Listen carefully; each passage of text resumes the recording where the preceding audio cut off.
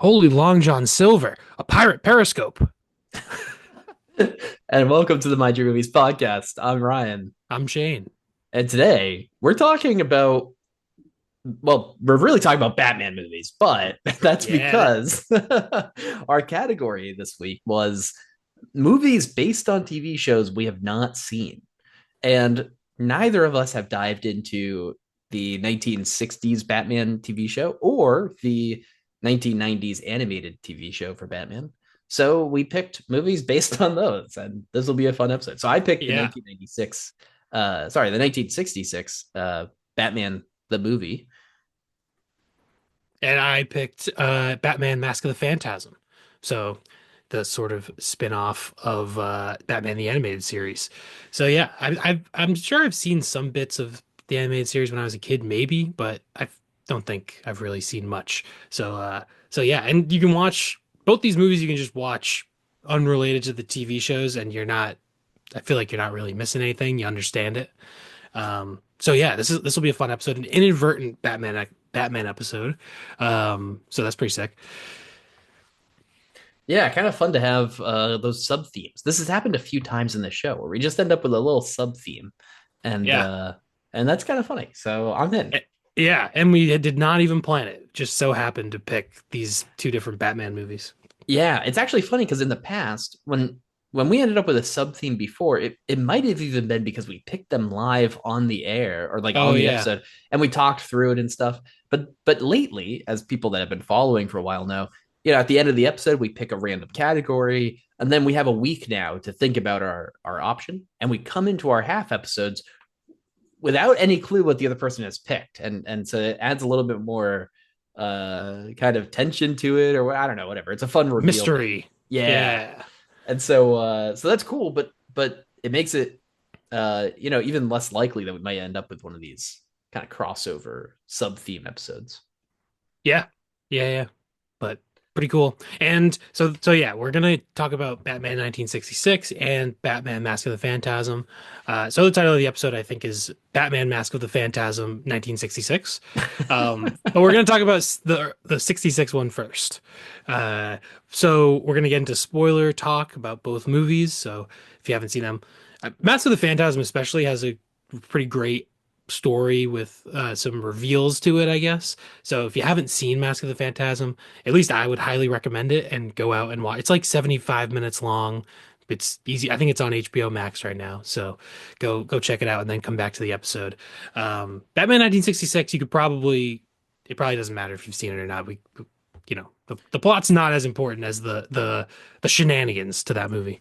Yeah, I would say, for that one, it's worth seeing for the jokes because we're going to Yeah. talk about maybe a couple of the bits and stuff, but it's really more of a parody movie, so we'll get into all that. But Yeah, yeah, true. but yeah, I mean, there's not no big spoilers for it really. So, Cool. um, and And usually before, whoa, jinx. Usually before our main talk, we talk a little about movies that we've seen recently, just to highlight a couple things. Shane, you want to start? Sure, I guess.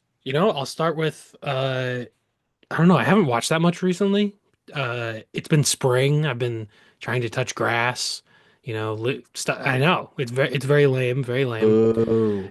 But I watched sort of a movie. It's Batman Beyond the movie, which is really just the first two episodes of the TV show, but it's like put together as like a TV movie. And Batman Beyond, sick. So awesome. I love it. And it was good. That's awesome. I remember liking that show. I That's a show I I did watch, and I remember liking that show. Exactly. I also watched Batman Beyond. I mean, we were both born in 97, so I feel like Batman Beyond was just more on TV when we were kids, I guess. So Yeah. that was like my introduction to Batman pretty much. Um, so I always liked Batman Beyond. I also liked Nightwing. So I feel like those are almost like secondary versions, alternative versions of characters, I feel like. But those are more the characters that I liked as a kid. So going back and watching this was pretty cool. It's got a little bit of a it's like future. It's only set 20 years in the future from like Batman times, but it's like Neo Gotham, and there's flying cars, and it's like pretty futuristic, which is fun. And yeah, the soundtrack has like some early 2000s like new metal vibes. It's kind of it's like edgy, like but edgy in like a kid way, which is kind of fun. Yeah. Yeah. So I like Batman Beyond. So Nice. I was Cool. catching up on some Batman things to get me for the Batman episode. That's pretty cool. I don't think I realized actually that the Batman Beyond the movie was just like the first two episodes of the show. Yeah, That's cool. it is. Yeah, so it's on Letterboxd as a movie. I think it was like played as a TV movie, but it's basically just the first two episodes. So it kind of works as its own story. It's like an origin story of Batman Beyond, I guess is his name, right? Terry McGinnis, or yeah, new Batman, I don't know. Is his name Batman Beyond? It I don't can't know. be. They don't call him Bat. They must I just don't call know. him Batman.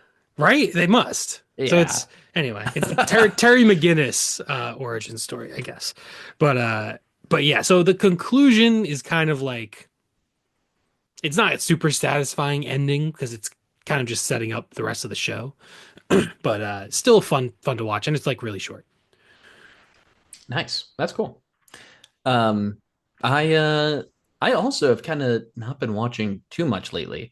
Although I feel like so this week I've been watching too much, but last week was my spring break, and let me tell you, I went a Oh, little hard on those movies. Um, so this is actually, I think I had mentioned a bunch kind of in our last half episode, just kind of rapidly at one point, and of things I was watching recently, and but I'll mention a few things here. So one thing that was really great to see was the Werner Herzog documentary Cave of Forgotten Dreams, um, which is from 2010, and it's about uh, the Chauvet Cave in France, where there's like the oldest cave paintings ever. Um, and that was pretty cool. I got to see it in 3D, which is how it was filmed. And so there's some really cool shots of just the 3D environment in the cave, which is definitely the highlight. I think if I saw it not in 3D, I probably would not have been as uh, impressed, right? I mean, I think it's clearly yeah. made for that, right? So Yeah, I saw this back years, probably over 10 years ago. Now, actually, yeah, that's kind of messed up. It was probably almost 10 years ago now. But I remember watching it like in my dorm room in college, and I was watching it and I was like, this is all right, but I'm not really like loving it. Not necessarily mm, didn't really connect with it. But I imagine seeing it on a big screen in 3D because you saw it in was it like an IMAX re-release? yeah, it is. Yeah. Okay. So that's cool. Like I imagine the movie would be a lot more immersive and unique in that setting. So Yeah. but yeah, I just watched it on a relatively small TV, 2D, classic, flat. TV was totally flat, did not pop out at all.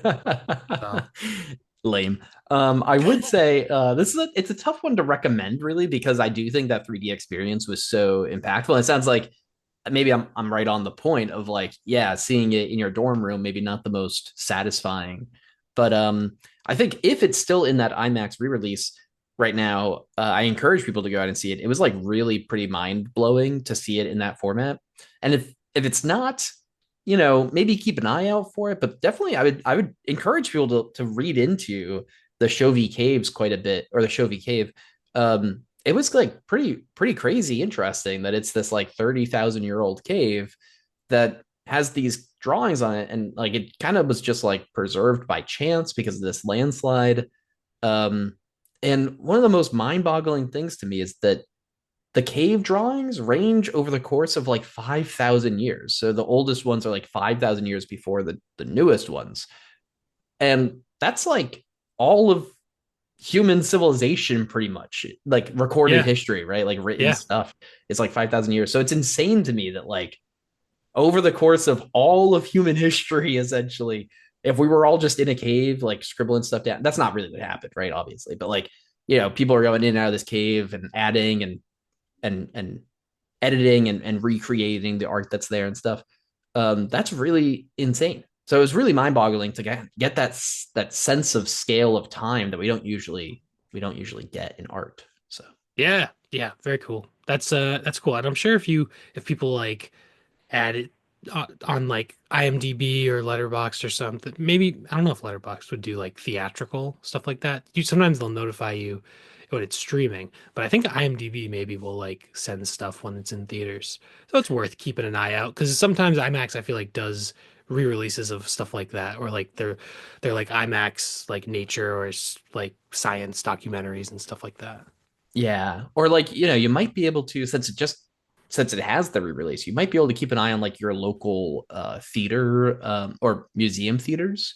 Oh The yeah. Museum of Science in Boston has like a huge theater that they do cool stuff in sometimes, so they might show it. I don't know if they actually have 3D there, but it looks like they probably do. It's like a pretty massive theater, but Hmm. so it Yeah, might that's be cool. worth keeping an eye on like some of those like, auxiliary things too. But Nice. Well, I also watched a very scientific film, actually. It's called Captain EO. It's do you know about Captain EO? I think I maybe saw it because I saw that you logged it and I clicked on it and Yeah, yeah. Captain EO. What a movie. Uh Captain EO, this is a movie made for Disney parks. So I think it was like really only shown in the parks. And it's directed by Francis Ford Coppola. Yes, the director of the Godfather movies and Apocalypse Now. He directed this strange little Star Wars. Well, also it's co-written by George Lucas, so it's clearly heavily inspired by Star Wars, and it's basically Michael Jackson is the main character, the titular Captain EO, and he's in a Star Wars-esque ship with a bunch of puppets, and they're being wacky. And then they come to a planet. They're trying to get something or whatever. And there's like an evil lady played by Angelica Houston, which is crazy. And then there's like an awesome like dance sequence, and there's like some cool like kind of cheesy but fun special effects and visual effects. And yeah, it's like a weird like 80s cultural artifact, I feel like. It's it's kind of hard to watch. I just watched it on YouTube. There's like people have posted versions of it. It wasn't in great quality. So yeah, I was like, you know, I was like, it's only like 17 minutes long. MJ in space, dancing to defeat evil space uh things. That's cool. And I liked it. So I liked Wow. Captain EO. And it was very interesting that like it's all based on a true story. So kind of like Cave of Forgotten Dreams. It was all Yeah, definitely. Yeah. yeah, yeah. Equally scientific. Yeah, equally scientific and groundbreaking. Uh no, but yeah, Captain EO was kind of cool. So yeah, also like pretty incredible that it's like Disney, they just made this for Disney and it's like Michael Jackson at the height of his fame, the biggest pop star of maybe of all time since like I don't know, Elvis and the Beatles or whatever. Uh and directed by Francis Ford Coppola. It's kind of crazy. Uh Yeah. but yeah, very very influenced by Star Wars. There's an element of you watching this feeling like you're watching the Star Wars holiday special, but just better. But it has a similar vibe of like this is weird. What is this? It's yeah. Anyway, so yeah, Captain EO. I think probably a lot of people saw it at Disney, but I never saw it at Disney, so I watched it on YouTube. Um, that's pretty interesting. I'll have to check it out because I saw your review of it and I was pretty baffled when I clicked on it. Like clicked on the just looking at the letterbox page, and I didn't realize it was like a part of a Disney ride and stuff. So um, that sounds like something my fiance and I can jump into and watch. Yes, there you go.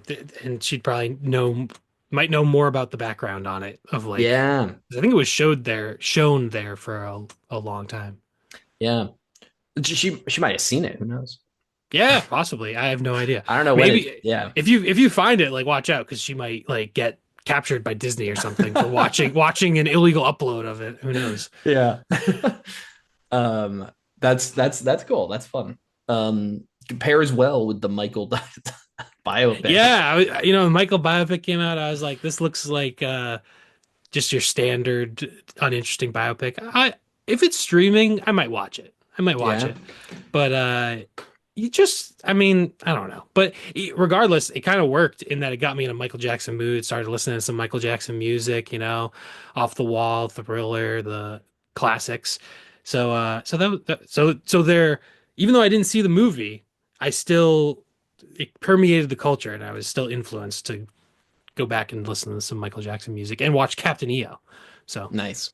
Yeah, it's and interesting. I have a tough time with those biopics. I'm not sure if I'll see Michael. I mean, I, yeah, I really haven't seen very many of them, and I don't usually find them very no. interesting.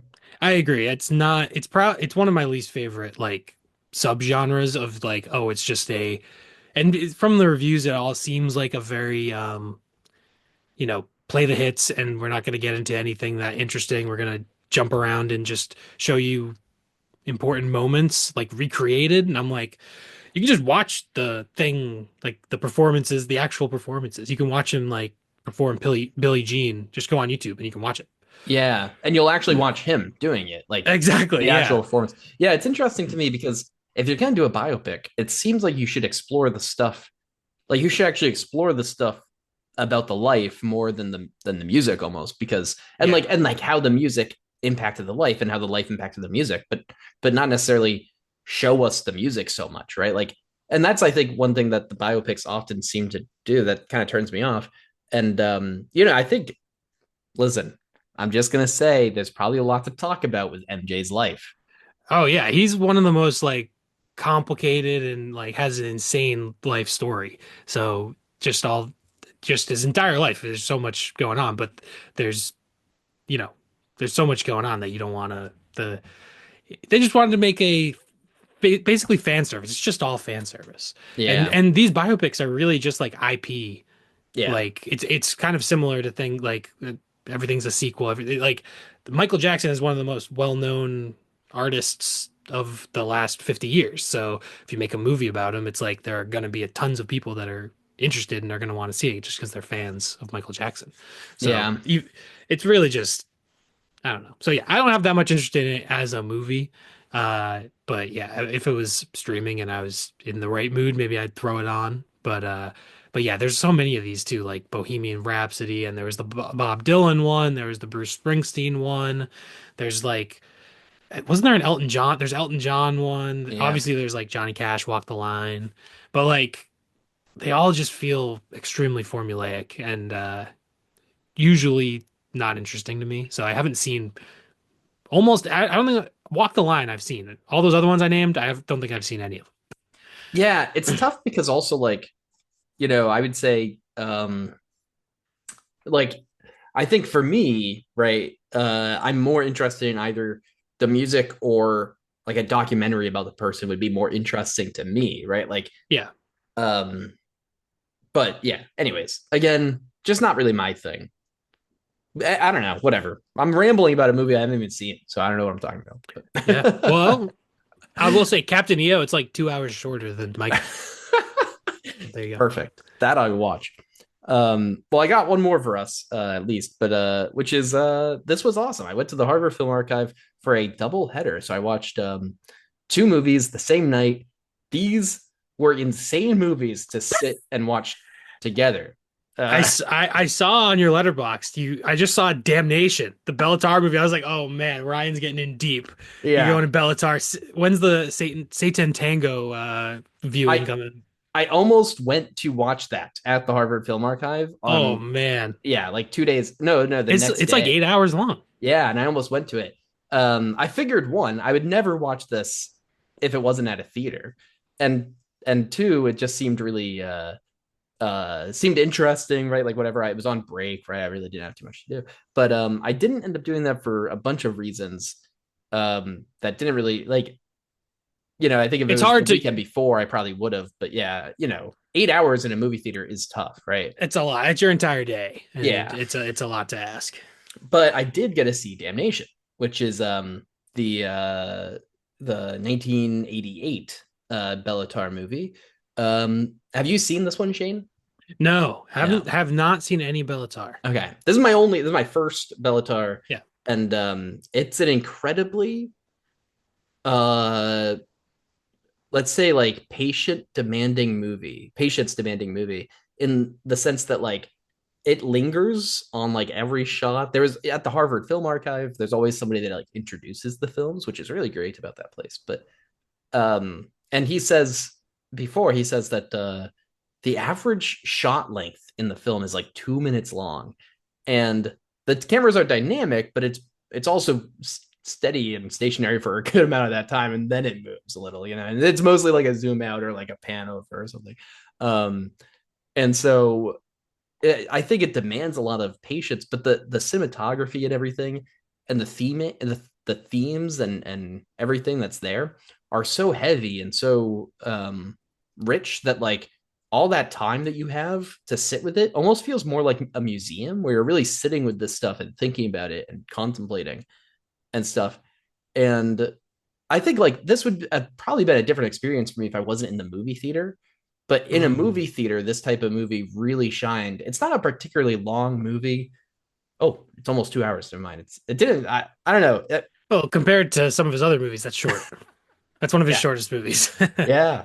Um, and so, but I mean, it was so. It just felt really brilliant, and in the end, kind of aimless and pointless, which I think is the point, right? It's kind of a bleak I get the feeling, and from the person that introduced the movie, it sounded like many of his films are a little bleak and aimless in Yeah. some way, and very naturalistic, right? Like there's a lot of the way that people are like overlapping dialogue and stuff and everything. But this one, I was surprised by how funny it was at times too, which was kind of cool. So I think as an intro to Bellatar, this might be again, it's the only one I've seen, but it seemed like a really good intro to me. So anyone out there that wants to get into some kind of bleak like Hungarian film, Mm. this could be a good intro.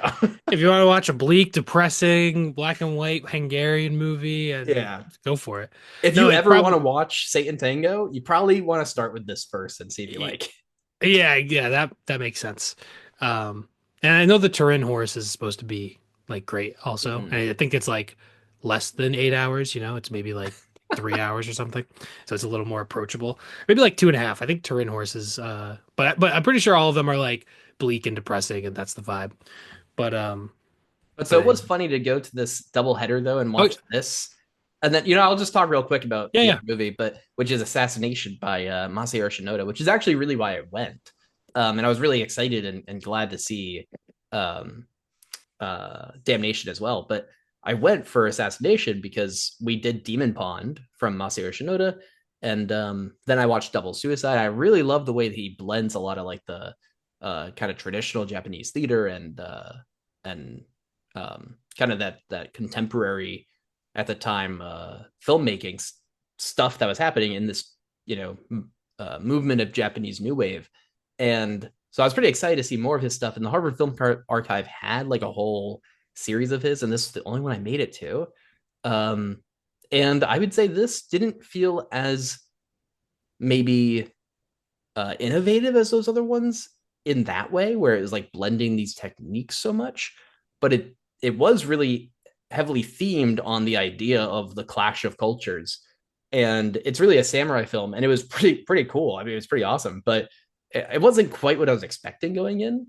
Hmm. I think people, if anyone, back in our Demon Pond episode when I talked about both that and Double Suicide, if anyone was interested in that form of Shinoda, I think it's still a good movie, but this wasn't quite what I was looking for there.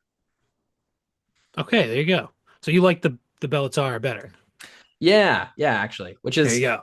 I I will say, I think you're ready for Tarkovsky. yeah. Andrei Tarkovsky is next. That's the guy for slow, artsy, philosophical. You kind of watch it and you're like, that felt profound, but I also don't know what that was. That's the guy. There we go. Also, unlike Bellatar, he makes movies in color sometimes. So that's helpful.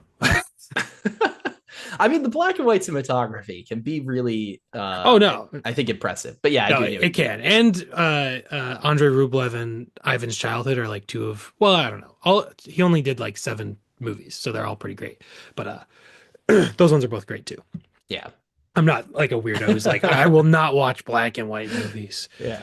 That's kind of Hey, I mean, I think, lame. it's funny. There's so many like barriers to entry. I think not to entry, but like I think people make all these barriers of like, black and white and and Subtitles are big. subtitles are a big one, Foreign right? language, yeah. Foreign language and I mean I think there's many, right? Like some people are like I won't watch a movie from before I was born, which is like a lot of the students that I have at school, right?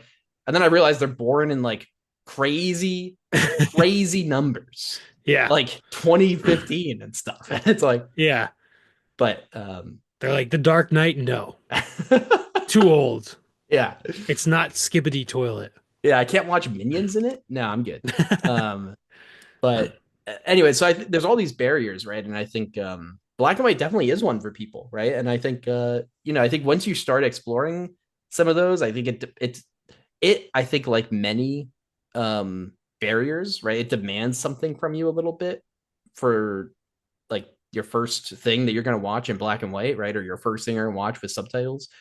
Um, but I think it's well worth it for most people, unless like, listen, I don't know. I do get like some people put on a movie and are mostly on their phone and stuff. Probably not going to, you know, Yeah. Bellatar might not be the thing to watch. No. Well, realistically, the way I think of it, like some people are really like movies and cinema, and some people Mm-hmm. don't. And realistically, if you're trying to get someone who doesn't really like movies that much to watch, Andrei Rublev, they're not gonna like it. They're just Yeah. not. Like, and that's the same. Like, if I had to go to an opera, I don't know much about opera.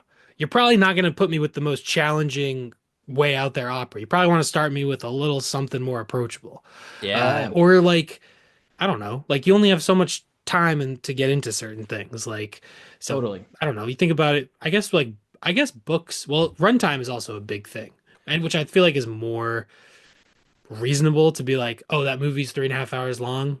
I don't want to watch it because you're constrained by so many things in your day and stuff like that. Like it's a little more reasonable than just being like, oh, it's black and white. I don't want to watch it. Um, but but yeah, like what am I trying to say? You can only have so much Right. bandwidth and you can't be interested in everything. You know what I mean? Like some people love listening to albums that are just ambient sound and very experimental, that type of ethereal, ambient music. And other people are like, no, I'm just gonna listen to Thriller again. It's pretty awesome. Makes me Yeah. want to dance, and that's it. And that's fine. But like, if you're listening to this podcast, you probably like movies quite a bit. So it's good to keep an open mind. I think Right. even if it's something you're not super into, like I think it's good to keep an open mind. And otherwise, you can just miss out on things that are great just because of some basically a bias you've created in your own head that doesn't even need to be there. Yeah. I think that's a really well put way to say it, definitely. Thanks. Yeah. So before we get into the movies, the last thing I want to recommend is disc golf. Not a movie. I Are you touched fucking kidding me? grass. I touched grass and I played disc golf. And guess what? If you are in here and you like movies, guess what? You probably spend a lot of time indoors. You probably don't get enough vitamin D in your skin. You're probably just sitting around, you got to get outside. Go find disc golf. It's free, usually, as far as I know. There are just random courses in random places. You can go on the internet. You have it because you're listening to this. So go, and then all you need is a frisbee. And all you do is you throw it into like a metal bucket. It's fantastic. You go You could outside, the great outdoors. yeah. There you go.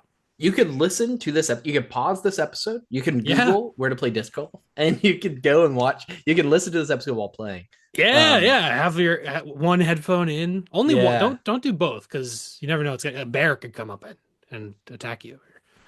yeah. I guess that's true.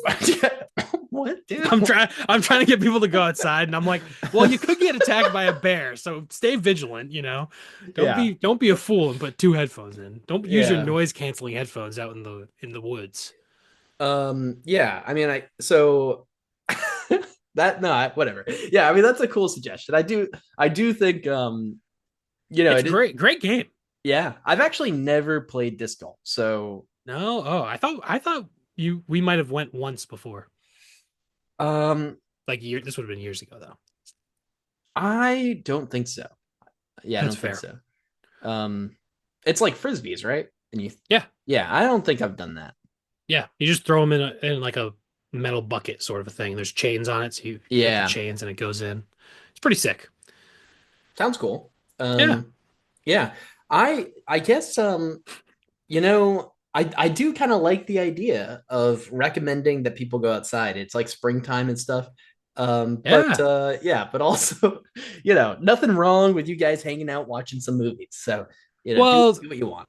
that is fair. But also, like, maybe you get home from work, you Yeah. want to watch a movie, but it's still bright outside. There's a lot of glare on your TV. You're gonna watch Damnation, but it's a really dark movie, so you Yeah, can't. close your blinds. But then the light's still peeking around. You don't have blackout curtains because you haven't invested in those yet. Yeah. So you've got a couple hours to kill, and you just decide, you know what, I'm gonna listen to the Mind Your Movies podcast and go play some disc golf. You come home, you shower, you have dinner, you watch Damnation, you feel complete nihilism about human existence or whatever is the bleakness of that movie. Maybe you don't watch that. Maybe watch something. Well, you can watch it, whatever. And then there you go. What a good day.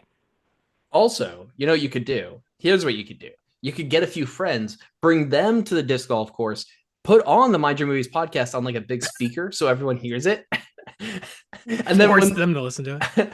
and then when they're like, these guys are kind of cool, let me get their Spotify, right? You can share, right? You can actually, and anyone can do this really. You can just press the share button on Spotify and you can Yeah, share the Mind Your Movies podcast link with anyone that you want to. And while you're there, you can give us 5 stars.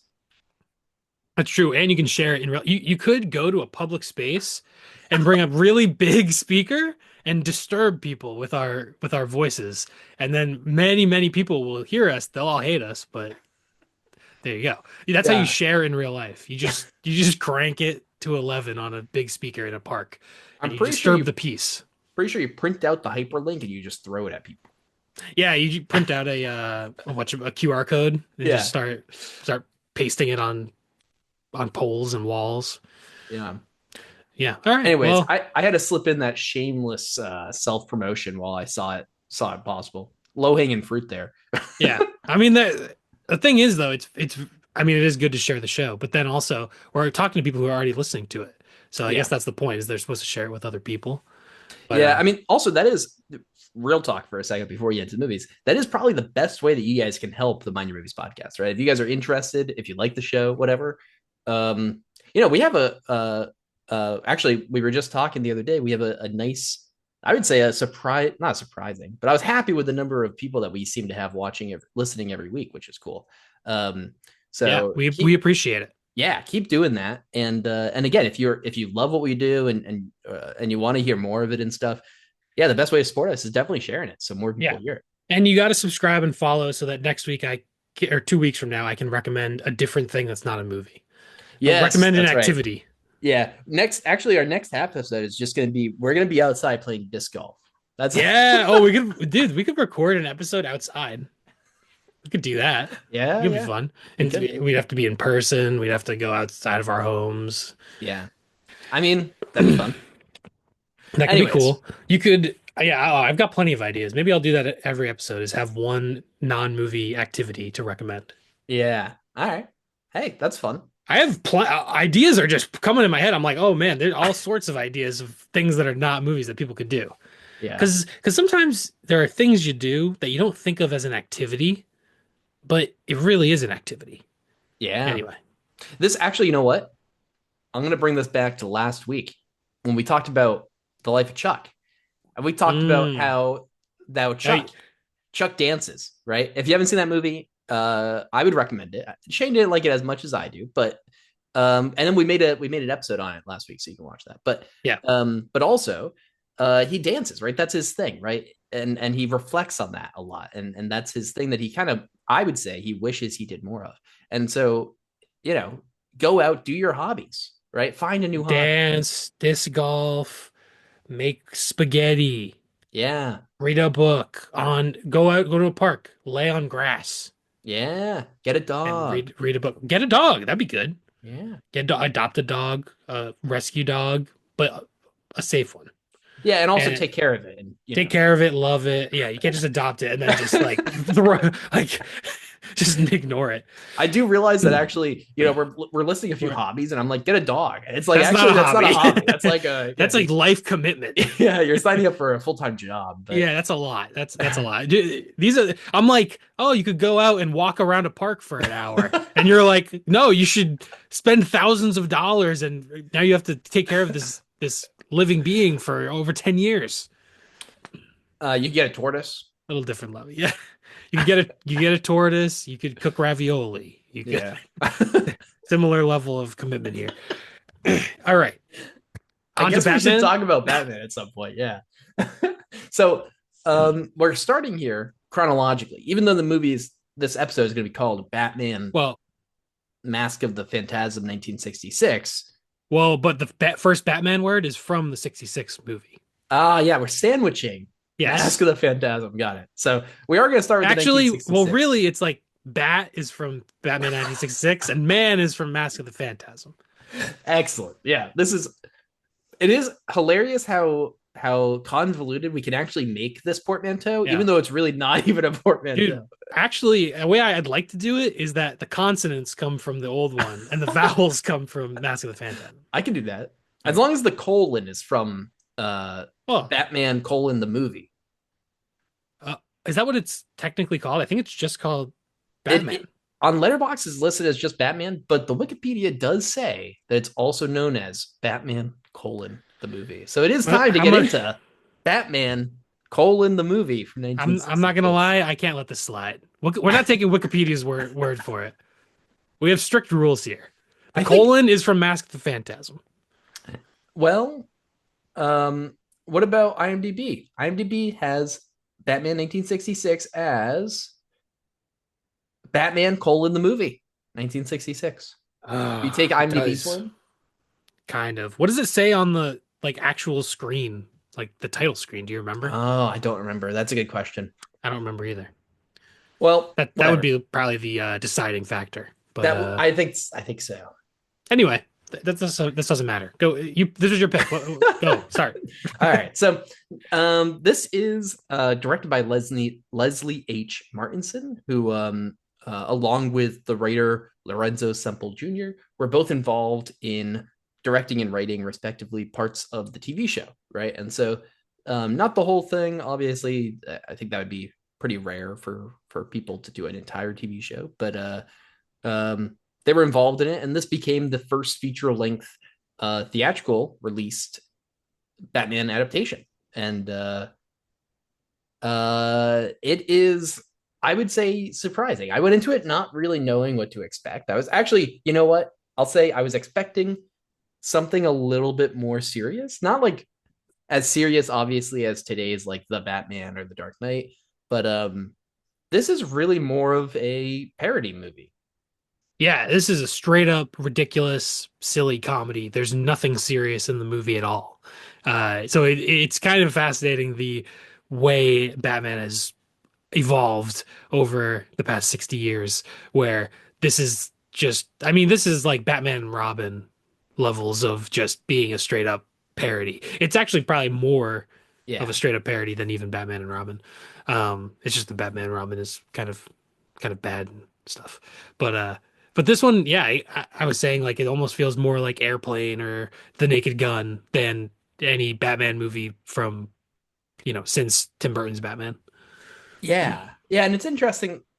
This movie, so technically, I guess this place takes place between seasons 1 and 2 of the show. It sounds like I've never seen the show, so I don't really know how that fits in, but it has a lot of characters. It's got Batman, Robin, of course. It's got Catwoman, the Riddler, Joker, and the Penguin.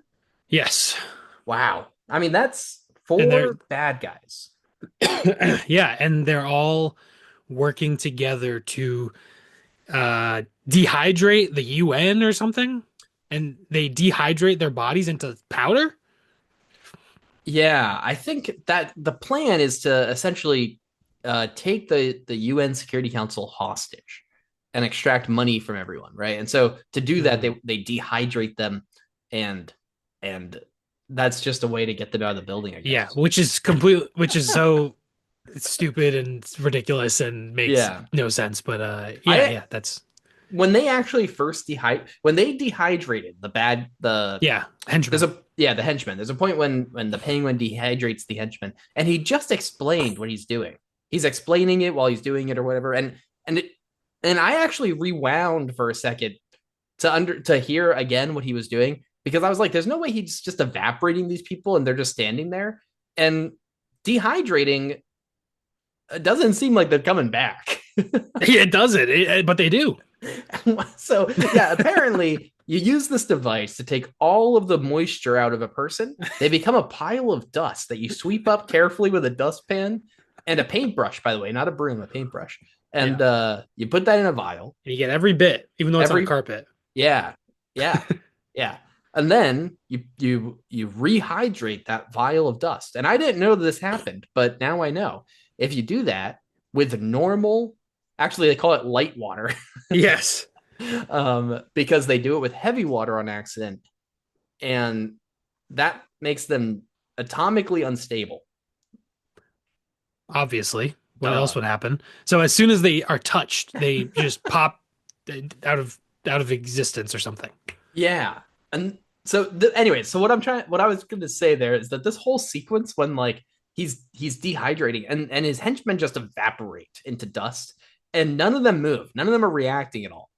And he just goes down the line. And I was like, there's did there's no way they're just standing there letting him do this. That's what I thought too. Yeah, Yeah, so that was pretty that was surprising. Anyways, but that's, I guess the yeah, plan is to take them hostage. So they dehydrate the UN people with plans to rehydrate them, I suppose, to give them back. But yeah, I guess. Also interesting that when they dehydrate the UN people, they're different they're colors. different colors, but not when they dehydrate the henchmen. They were No, no, yeah, I thought that was yeah, yeah. This is like it's interesting. It's because it is just a comedy. It's not trying to be taken seriously, but it's maybe the dumbest thing I've ever seen in a movie. yeah. It's extremely dumb. But I don't know if this came from the comics or if it's just something they made up. But it's it's it's clearly just like none of this is meant to be taken seriously at all, which is fine. That's how it works. And like for the most part, the movie I found it I found it was funny. I laughed here and there. I ultimately was kind of uninterested through a lot of parts of it, but it was an interesting time capsule and to see what superhero movies were in the 60s.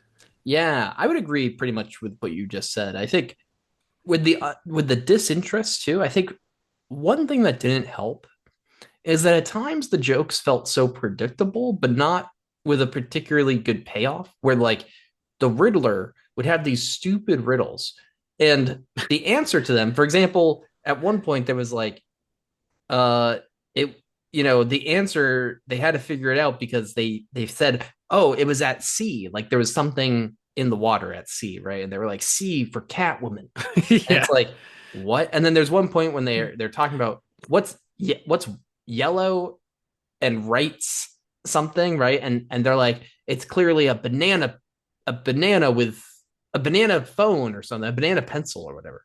And I was like, okay. But Yeah, I think that's part of the thing is that the riddles have ridiculous oh yeah, things that totally. Robin finds out. Yeah. And I think though that those were it was so predictable that when the riddles came up, I knew it was gonna be this kind of goofy but also not particularly funny bit. And I was like, I'm not too into it. Yeah. And I And found that more often than not, almost, maybe not more often than not, but quite frequently with some of the jokes where I was like, I kind of knew there was going to be a joke here and it didn't really hit. yeah, I agree. And yeah, pretty much none of the villains work. I think Catwoman is kind of the most interesting just because there's the aspect of her pretending to be someone else and then uh interactions with Bruce Wayne and Batman and the secret identity aspect of things is somewhat interesting in a plot Yeah, I think thing. so There's too. something going on, but the other villains are really just like ridiculous and there's really nothing else to them. I don't know. Eh. Yeah. It's also interesting since, this is based on the TV show. Um, Lee Merriweather, who was playing Catwoman, is the only non-normal, not normal, but returning actress or actor from the show, I guess. So everyone else, all the other actors, like obviously Adam West and Burt Ward, but all the others too, were actually the people from the show. But the Huh. original Catwoman was busy with some other movie, and I don't remember her name, unfortunately. But Gotcha. Oh, all right. so kind of I a funny had, little fact. But yeah, I also agree that her character worked the best here. I mean, we just got the most yeah, from her, you know? yeah, exactly.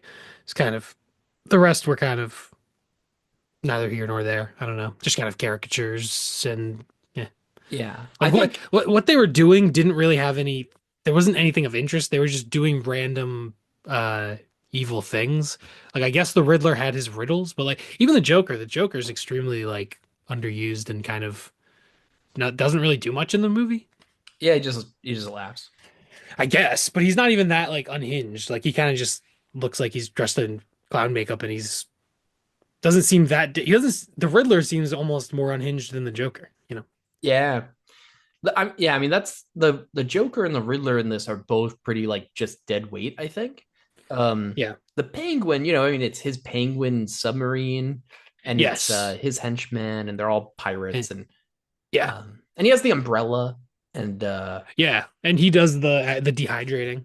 yeah, he does. And also, actually, the Penguin does have some cool stuff because, like, he has when he used the umbrella for that gas and he spirals it down the hallway. That was actually pretty cool. And All so he's right. they're attacking the UN and stuff or Also, whatever. he's like his secret name is PN Gwyn, and that's how he Yeah, got the submarine. He also smokes inside a submarine, which I'm pretty sure you're not supposed to do. I, I've never been in a submarine, but I imagine you're smoking it. It's not good.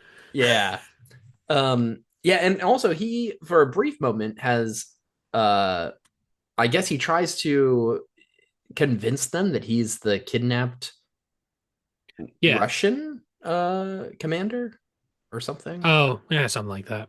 I don't know. That's another thing is I really well whatever. Hold on. He when he does that, that was a pretty fun bit I thought, where they somehow knew that that was the Penguin, even though they can't tell that Catwoman's the lady and all this stuff. But Yeah, it's like they knew it was him, and then they let him get away so that they can be brought to the rest of the people, and then because of that, people get dehydrated, which was kind yeah, of not a great idea. Batman probably could have figured that out, yeah.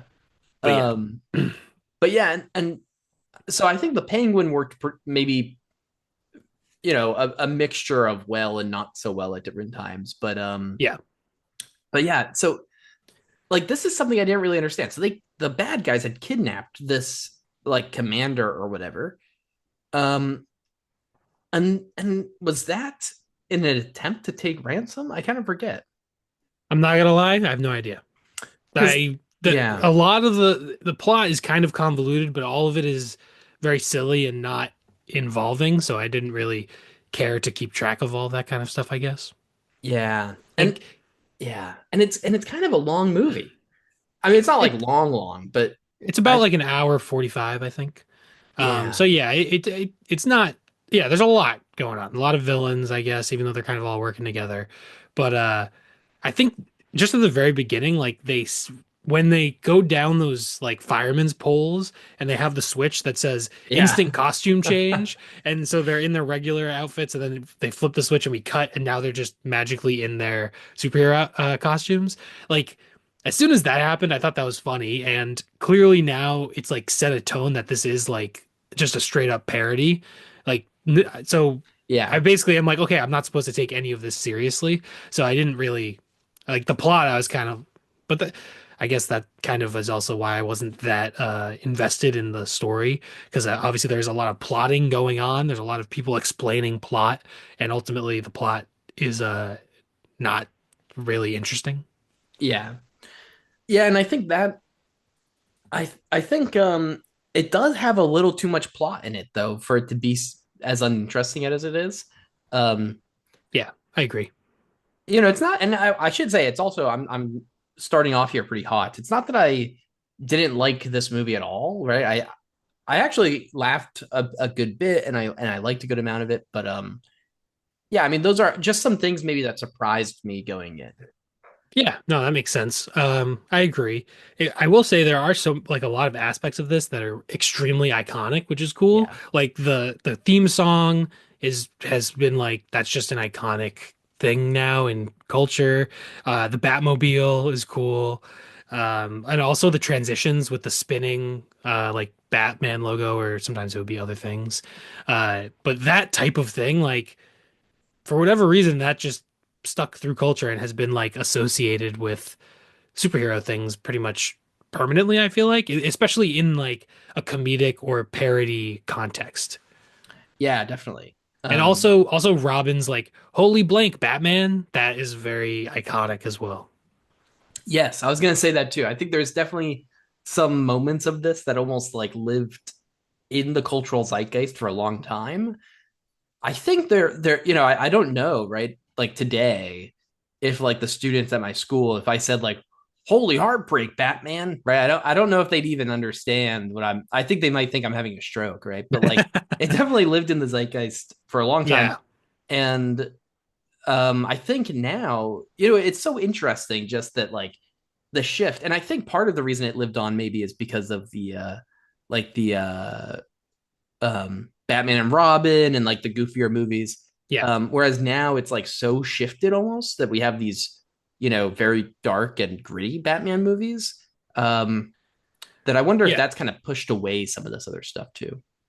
Probably. And I feel like even like with the internet, I think a lot of the stuff we were consuming when we were kids, the stuff culturally, like even stuff like Family Guy or Robot Chicken, like these were all extremely referential to like Yeah.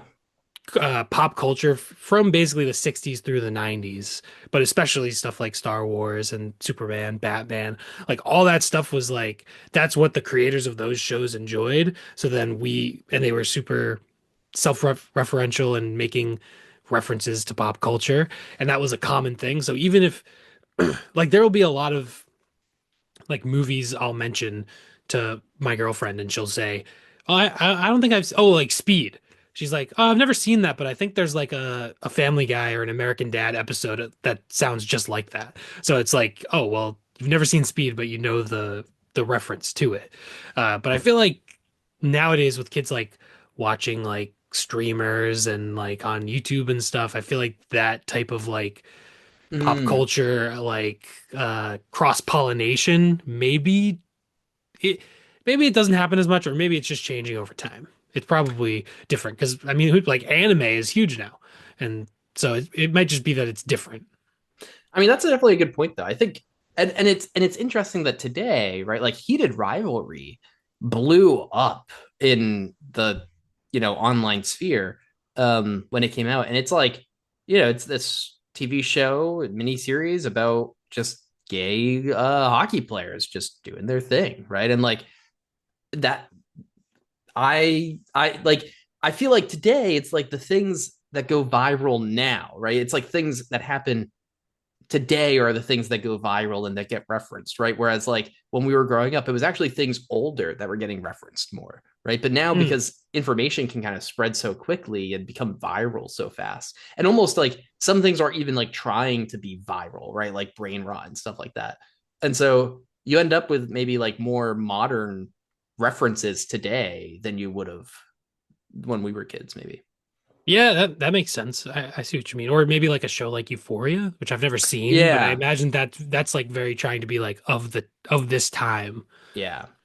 Yeah, definitely. So like I think yeah, like I'm trying to think even of like even SNL today is like well, I guess SNL maybe today is more actually just like here's politics more or less, right? Like as Yeah. opposed Yeah. to there used to be more like maybe references in it. But Yeah, I don't know. But anyway, yeah, all that stuff is I feel like it's still pretty iconic, most of it. yeah. I mean like the theme song, the just Robin as this character, right, is kind of still iconic. I think part of that too, there really hasn't been a replacement for like a very serious Robin, you know? Yeah, true. Yeah, there's basically the Batman and Robin, the Joel Schumacher version, and then like Lego Batman, I guess, is the only other like version of Robin. So yeah, this is kind of the most well-known Robin, I guess. Although allegedly after the Batman Part 2, they might be doing the Brave and the Bold in the DCU, so they might be doing a new Batman, and that would probably have Robin in it. So there might be a new Robin coming. That would be pretty cool. That'd be pretty Yeah. cool. Robin is definitely hard to do in why does Batman have a child sidekick? This is strange. You know. Yes. Yeah, that's true. It's very weird. Unless you put it in the context of him almost like adopting this kid, in Right. which case it could probably make more sense. Yeah. Yeah, it's interesting too that the Batman 1966 doesn't address backstory really at all. Um, Yeah. It yeah, it really just falls in with the TV show, I guess. I don't know if the TV show addresses backstory. I assume so. yeah, I don't know. I don't know if they do the whole origin story in the TV show or if they just go for it. But yeah, they don't explain much besides at one point Catwoman is pretending to be like the Russian reporter or whatever, and she asks Batman to take his mask off, and they're like, "No, Batman can't do that. If his identity was known, it would compromise his ability to fight crime or something like that." And they give us that little exposition in case anyone doesn't know why this guy is dressed up in like the worst Halloween costume you've ever seen. Yeah. Um, yeah, so that I think that is an interesting and that's an interesting distinction between this and the 1983 Mask of Phantasm. That there is no backstory in this, whereas as we'll get into, there's quite a lot in the other one. Yeah, yeah. Mask of the Phantasm has a more sophisticated nonlinear structure and stuff like that. So there's a lot more going on in that one. This one, there's a bat helicopter and there's a ladder and it's labeled Bat Ladder. And a shark bites Batman in the leg. It jumps out of the water, and he has of course in the helicopter he has bat repellent spray. So he's able to Yeah. spray the shark off of his leg. So While yeah, that punching it the whole time, yeah, just he's waiting to punching drop. it. Yeah, yeah. That was a pretty fun scene, the Yeah. opening scene. Also, another big aspect of this movie. Oh, I mean, that scene is fun, and there are some like kind of fun, silly, bad action sequences. And like Batman is pretty incompetent. He's pretty incompetent and slow. Like it's basically Mhm. just Adam West like slowly like jogging, not even running. Like it's very awkward. But the what was I trying to say? Oh, that the whole vibe of the movie does not feel like Gotham at all. It just feels like Los Angeles.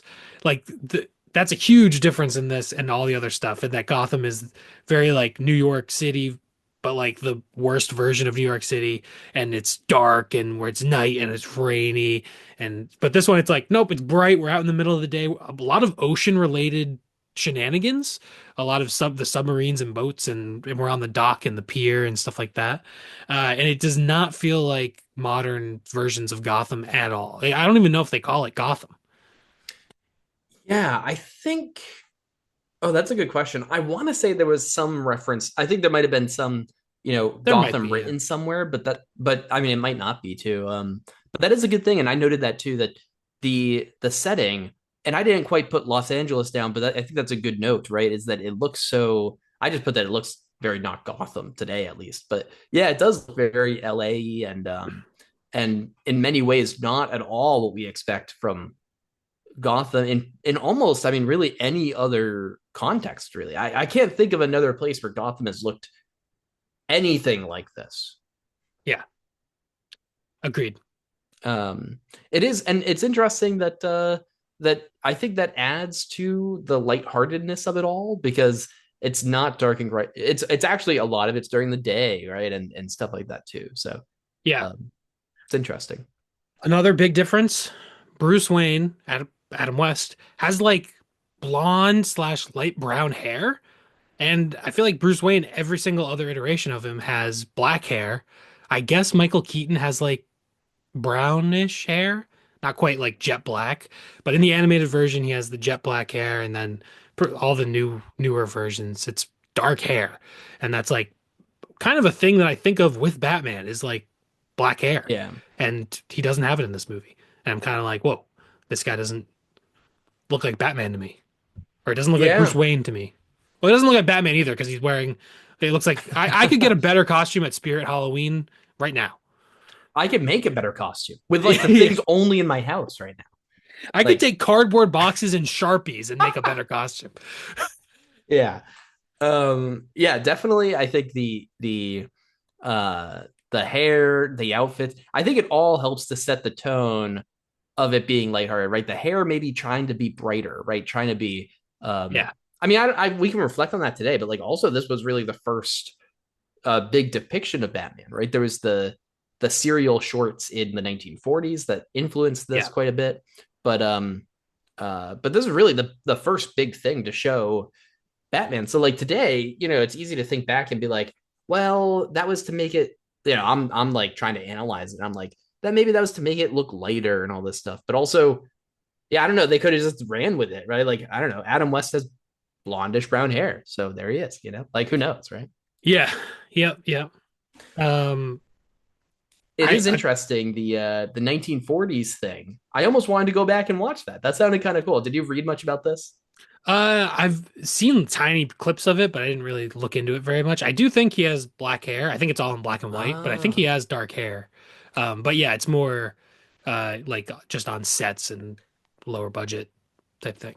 Yeah, I think it kind of appealed to me, the idea of it being kind of low budget and very kind of shoestring stuff. It seemed fun. I've never seen it and I didn't go and try to watch it, but I can't imagine it's that hard to find on YouTube today or anything. But, Oh yeah, I'm sure. I'm sure there's stuff out there. Um, a couple of specifics about the movie. Batman taking the Penguin back to the Batcave and then letting him get away. Incredibly stupid. Even in a stupid parody movie, too stupid to be forgiven. yeah. Uh, horrifically bad. And a tiny nitpick that I noticed when they're in the Batcave. I don't know about every time they're in the Batcave, but many times when they're in the Batcave, there's a beeping noise in the background. And I think they wanted it to be like, oh, there's all these machines and there's beeping. And it was annoying. And I don't know who decided to put that beeping in there, but whoever did that, you made a mistake. It was an annoying beeping in the background, and it was in almost all the Batcave scenes. That's interesting. I actually don't know if I noticed the beeping. It was very light in the background, but once Yeah. I know, it's almost like, I Yeah. don't know, sometimes in a song, there'll be like a weird thing in the background, and then once you notice it, you just can't unhear it. And that's what happened to me with this beeping. And every time they're in the Batcave, I'm like, here comes the beeping. And now there's this light beeping in the background, the whole scene. That's funny. That that is, yeah, very annoying. Um, yeah, I think it's funny looking back on this movie. There's so much where I am just kind of like, it just doesn't mesh well with what I want from Batman. But also, yeah, like you're saying, like some of the parody, the fact that it's a parody also doesn't excuse all of the bad stuff. Like, Yeah. yeah, just the terrible plans and all this stuff. Um, there was some interesting stuff that I liked, which was particularly the Cold War anxiety that seeps into this movie, because I think that really makes this in many ways a very uh, kind of time capsule of its time. Hmm. There's a better way to say that, but it doesn't matter. Where you have these things like the Polaris missiles, right? Um, which is insane, by the way, that they're launching uh, nuclear warheads, but whatever. Um, I guess that's the whole point, right? And the war surplus, it's a submarine is like bought from surplus from the Oh, Russians yeah. or something. Um, and obviously with the UN Security Council, and I so don't know if it's from the Russians. I think it's from the Americans. oh, It's it from the might, American yeah, war surplus, but he pretended to be someone else and he told them his name was P.N. Gwynn. yeah, And you're then right, you're right, yeah. the military was like, oh, that's fine. And gave it to him. So I think it's an old pre-nuclear submarine that they were getting rid of. But I Yeah, believe it's an American submarine. but then they're launching the Polaris missiles from it, so they at least Yeah. nuclearized it, I guess. Um, Yeah. I just remember them saying that, but yeah, there's, I don't, a lot of this plot kind of went in one ear and out the other. yeah, but so A lot of the plot also is just people explaining it, and there's just a lot. They're just exposition dumping all over multiple scenes, like many scenes. So kind yeah, of just tune it out after a little bit, I guess. yeah. But so I do think that the Cold War anxieties that kind of reek into this and really play a pivotal piece of some of the humor and also of the majority of the plot, really, especially towards Yeah. the end. Um, I really I did like those pieces. I thought that was like pretty interesting to see today. Where like I mean, I I know very little about Polaris missiles except they're scary. Like I don't want to see a Polaris missile. And then Robin being like, "Holy Polaris!" Then they just like they they just like I forget if they detonate it early or dodge it some. I don't know, whatever. But I don't remember. yeah, it's not a big threat somehow. So Yeah. Yeah, um, clearly it wasn't. I barely even remember it being in the movie, so clearly I didn't. But that's yeah. funny. Oh, dude, the Polaris missiles came up like 3 times. I feel like, but No, probably they probably did, but that was just the yeah, dehydration was the main thing that was throwing me for a loop. They yeah. and they're like rainbow colored, and then the dust. I just kept thinking like you're gonna miss some of this dust, and these guys are gonna come out like how are they not gonna come out all deformed and like this could have been a Well, horror movie. This could have come out like The Thing. that would have been sick actually at the end. Um, Also, so here's an annoying nitpick about the plot, kind of, is they manage to they keep them all separate. All the people they've dehydrated, they keep separate. And then the guy sneezes and or whatever, trips or falls, I forget, but and knocks them all over. And then they spend all this time re-separating them and it doesn't actually work, which I get is supposed to be funny and stuff, but it just felt like a waste of time. And also, I think because I was it's at the end of the movie, and I'm just kind of like I'm a little Like tapped get it over out, with. like yeah. And it turns out none of this mattered. Like whatever, like they should have just at some point during the fight, the thing drops, everyone gets mixed, and they try to put them back together. I don't know, whatever. It just felt like there was one too many convoluted thing there. It was just an extra step in the plot just for the sake of a joke, and Yeah, you were like this movie's too long. yeah, and it's funny because I know that I'm like usually the 90-minute guy, but an hour 47 or whatever it was is really not like a make it break it for me thing. But I think like it just didn't have enough plot. A lot of it was kind of disinteresting, Yeah. um, and stuff. So yeah, it definitely felt its runtime. Yeah, I agree. Yeah, if it was kind of silly and hard. You can't really take any of it seriously. So these type of movies definitely like 90 minutes is a good runtime for them. If you start going longer than that, you're kind of outstaying your welcome a little bit. So yeah, overall, I don't know that I have that much more to say about it. I mean, there are also one other thing is like the comic book like action effects, like pow, kaboom, stuff like that, really happens in the last fight, like climactic fight on the submarine, I think. And yeah, that's also another iconic thing, I guess, from this movie slash show. And I feel like they were kind of like waiting to use it until the end as like a big like give them what they want. Like we're getting the sound descriptions now, whatever you'd call them. But but yeah, that's another thing that Yeah, is pretty iconic from this movie. And the Bat helicopter, the Bat cycle, there are some other things that kind of suck. And they have not lived on in memory as much as like the Batmobile or the theme song and stuff like that. yeah, yeah. I agree. I think those like I don't not yeah, whatever sound effect, I guess, whatever, Visual right? sound The effects, yeah. visual sound effects, that's a good way to put it. I think those I was really excited by those actually, but I do just wish they were in more. Like I feel like if they just used them more often, it would have leaned more into the goofiness. It would have added a Hmm. little excitement to more of the punching, especially where the thing like all the fight was so bad, right? We already talked a little about that. Right. And so if you added that in, it would have felt, I don't know, whatever. But so I Yeah, did like they put that at the end, but wish it was in more. I agree that could have made the action because the action sequences are pretty like bad. So Yeah. although one scene we didn't mention is him running around with the bomb. I feel like that one has like stayed, and I feel like I've seen that before. Pretty funny, kind of like stupid and dumb, and it's like just throw it in the waters right there. But also kind of funny, I guess, that he keeps coming up to obstacles. The people there's nuns here. There's a lady with a baby over here. There's children on over here. There's people kissing on a boat when he tries to throw it over. Kind of a Yeah. fun bit. And he says, some days you just can't get rid of a bomb. Yeah. Pretty fun. And that's funny. I think he says that to like no one. He just like it's like he's saying that to us. Yeah, I But think he yeah, breaks the fourth wall in that one. Yeah. yeah. That was probably I was saving that for asking you at the very end of this what your favorite joke might have been in the whole movie. That might have been my favorite Oh, joke in the whole movie. It was maybe a tad long, but it was yeah. probably the most humorous part for me, or at least the part that's maybe most memorable. But I don't know if you have do you have a favorite joke other than that? I don't know if I did like the instant costume change That was cool. on the poles. I think that one was pretty good.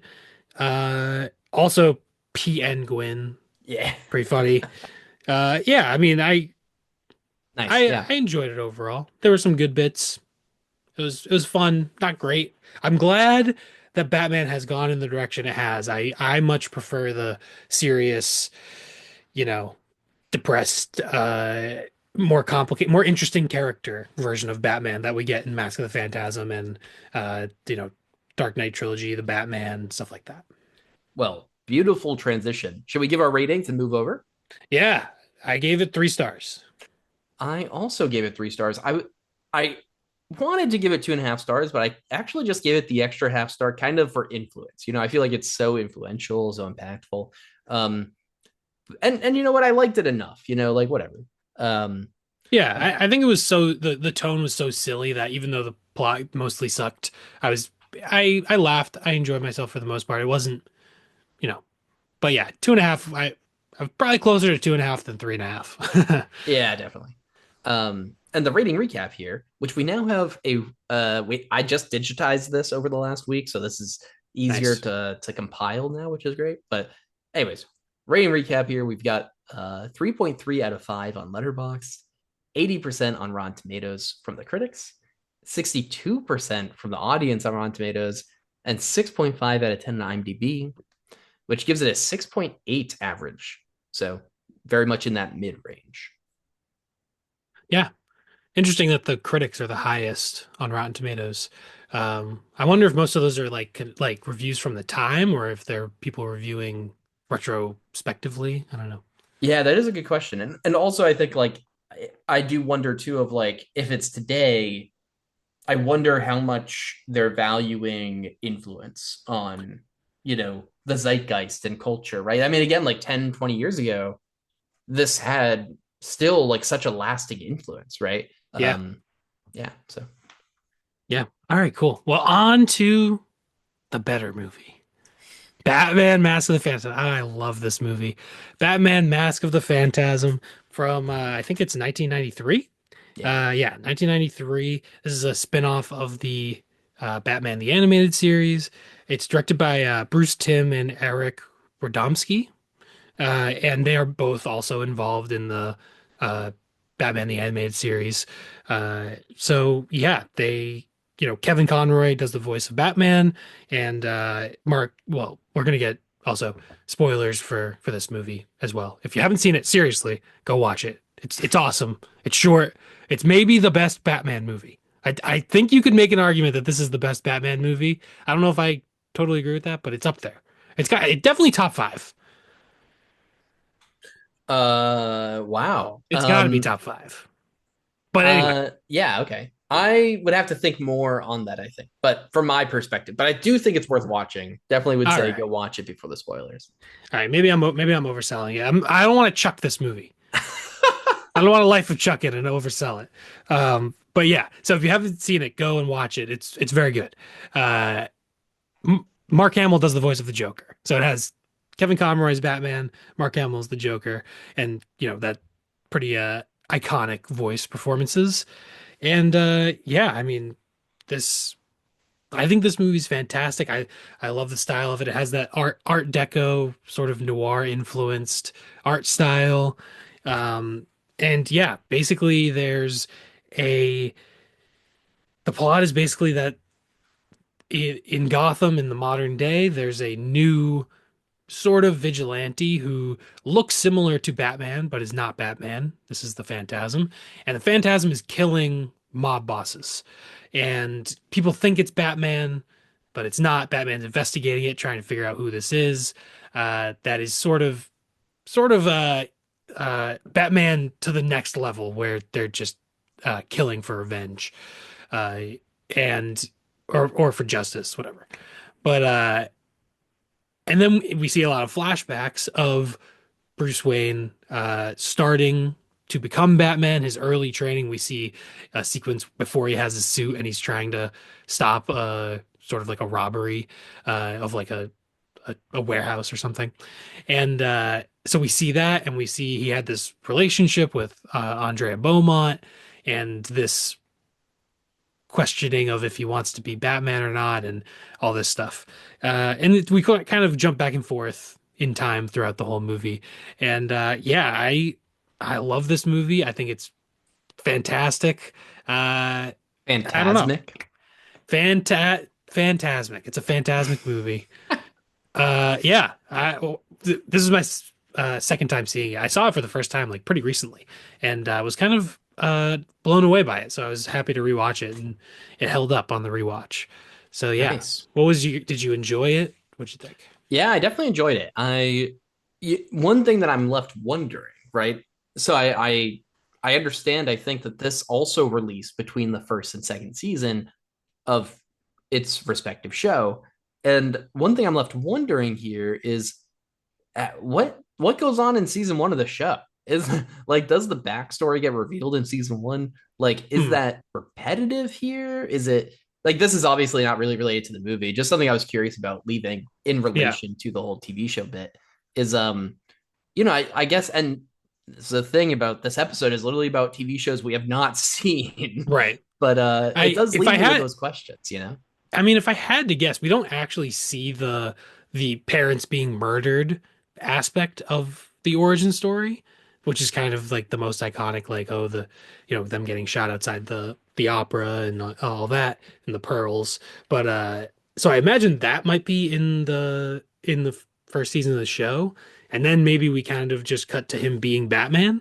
Then we Mm. don't necessarily see the training and that aspect of it. Maybe it just is basic origin, and then he's Batman. Yeah, that's a good point. That makes a lot of sense actually, right? You just see kind of the inciting incident and then here's some crime fighting stuff, right? That Yeah. makes sense. If I had And to guess, I don't know. yeah. Um but yeah, so I did like this one quite a bit. The I think the build up to the reveal, it keeps you, at least for me, it kept me guessing quite a bit and I thought I had it all figured out and I was wrong. Yeah, Um, this happened to me my first time as well. yeah, and so I thought that was really cool. Definitely liked that a lot. The um the old like World Fair or exposition, no, not exposition. Yeah, it's the Gotham World Fair, and then Yeah, it's we see it in the past, and then we see it abandoned in the modern day. yeah, both of those were cool, right? Seeing it in the past was pretty neat. Seeing it in the modern day, where it's like Joker's hangout and he's like modified stuff and everything was Yeah, also pretty neat. So I really liked the setting and just Gotham in general too was pretty neat. The Art Deco and everything. Uh yeah, so I liked the setup, I liked the setting, and the reveal. I'll say I don't know if I loved just all the investigation and everything. I don't know really why, but I kind of I like there's this scene when he's Batman's being chased and he ends up in this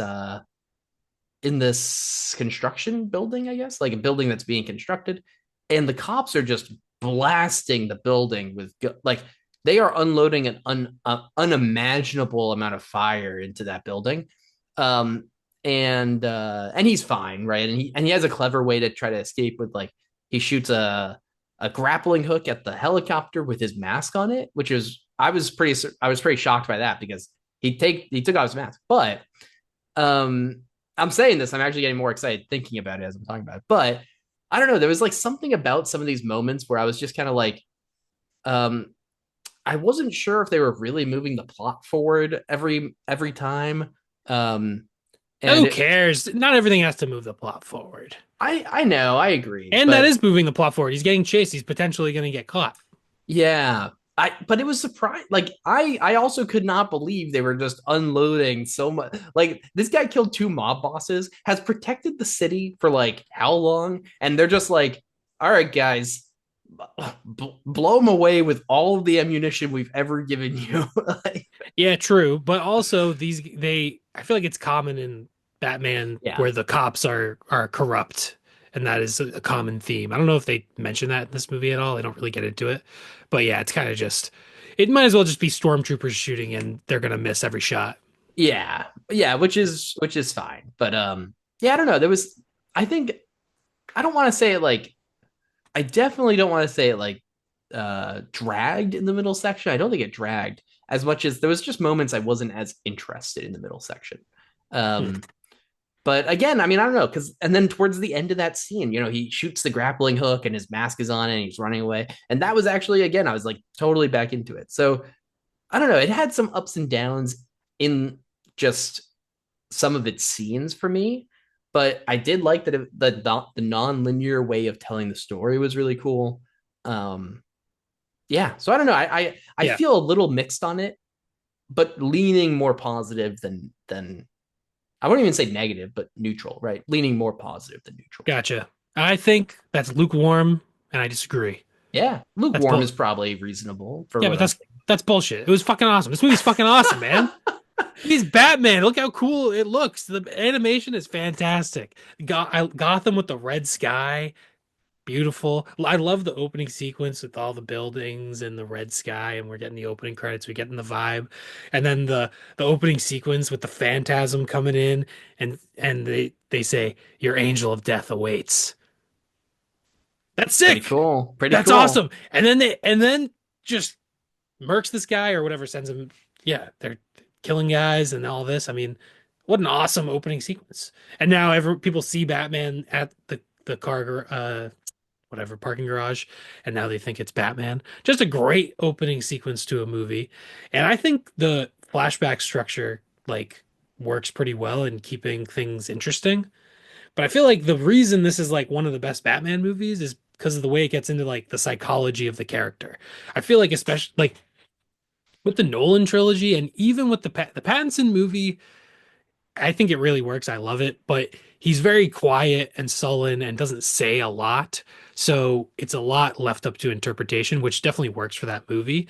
And I feel like in the Nolan movies, the character's a little less three-dimensional than in this.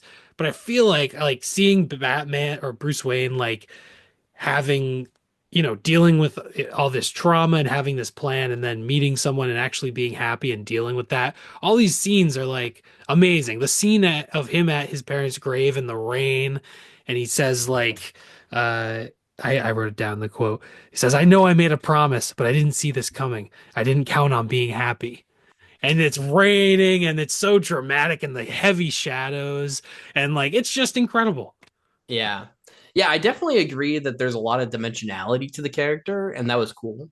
Again, it's not that I disliked the movie, but I will say, I also just don't know if I cared for the romance, right? Like, not that like I disliked it necessarily, but just like I I kind of just want to see Batman beat people up and like save the day, and I think that it was interesting to develop the character that way, but also uh I don't know. It was also a little dissatisfying in not having as much actual Batman stuff happening.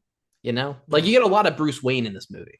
A lot of Bruce Wayne. Right. Yeah, I guess I like the fact that it's a lot more character focused. And I feel like we get enough Batman stuff where there's the opening sequence, there is also the sequence you talked about in the construction site.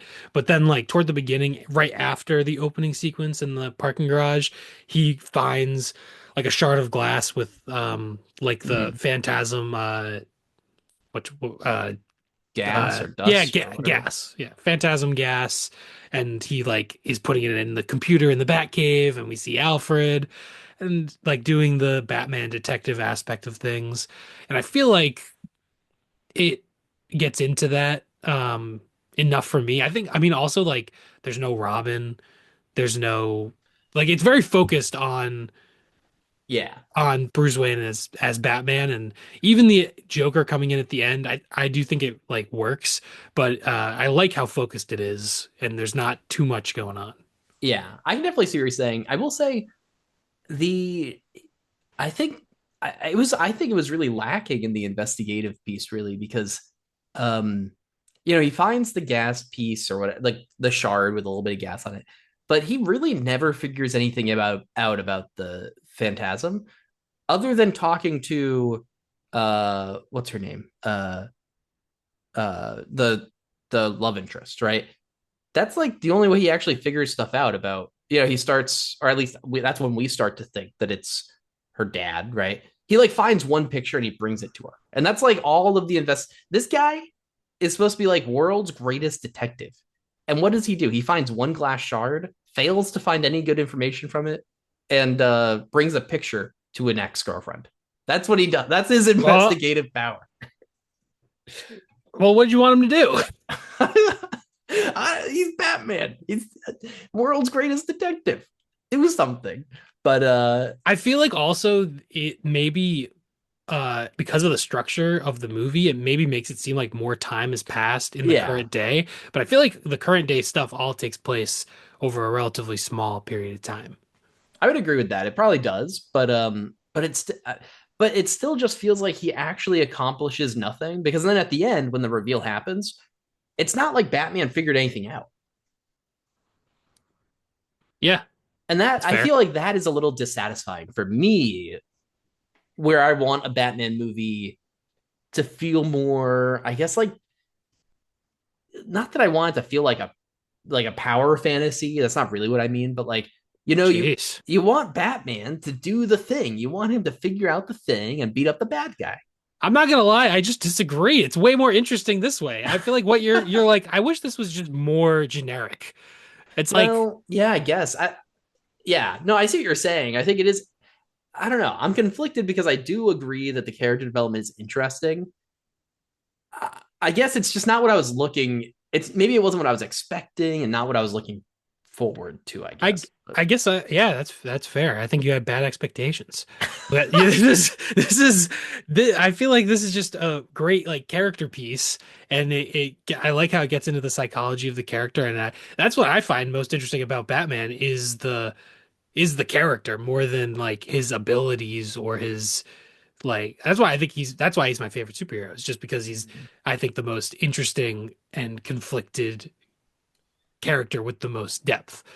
So that's interesting. why I think he's the most interesting, and I think this movie appeals to that aspect of things. But yeah, like I guess there's Yeah. not that much Batman fighting. We don't get Well, much Batmobile, I guess.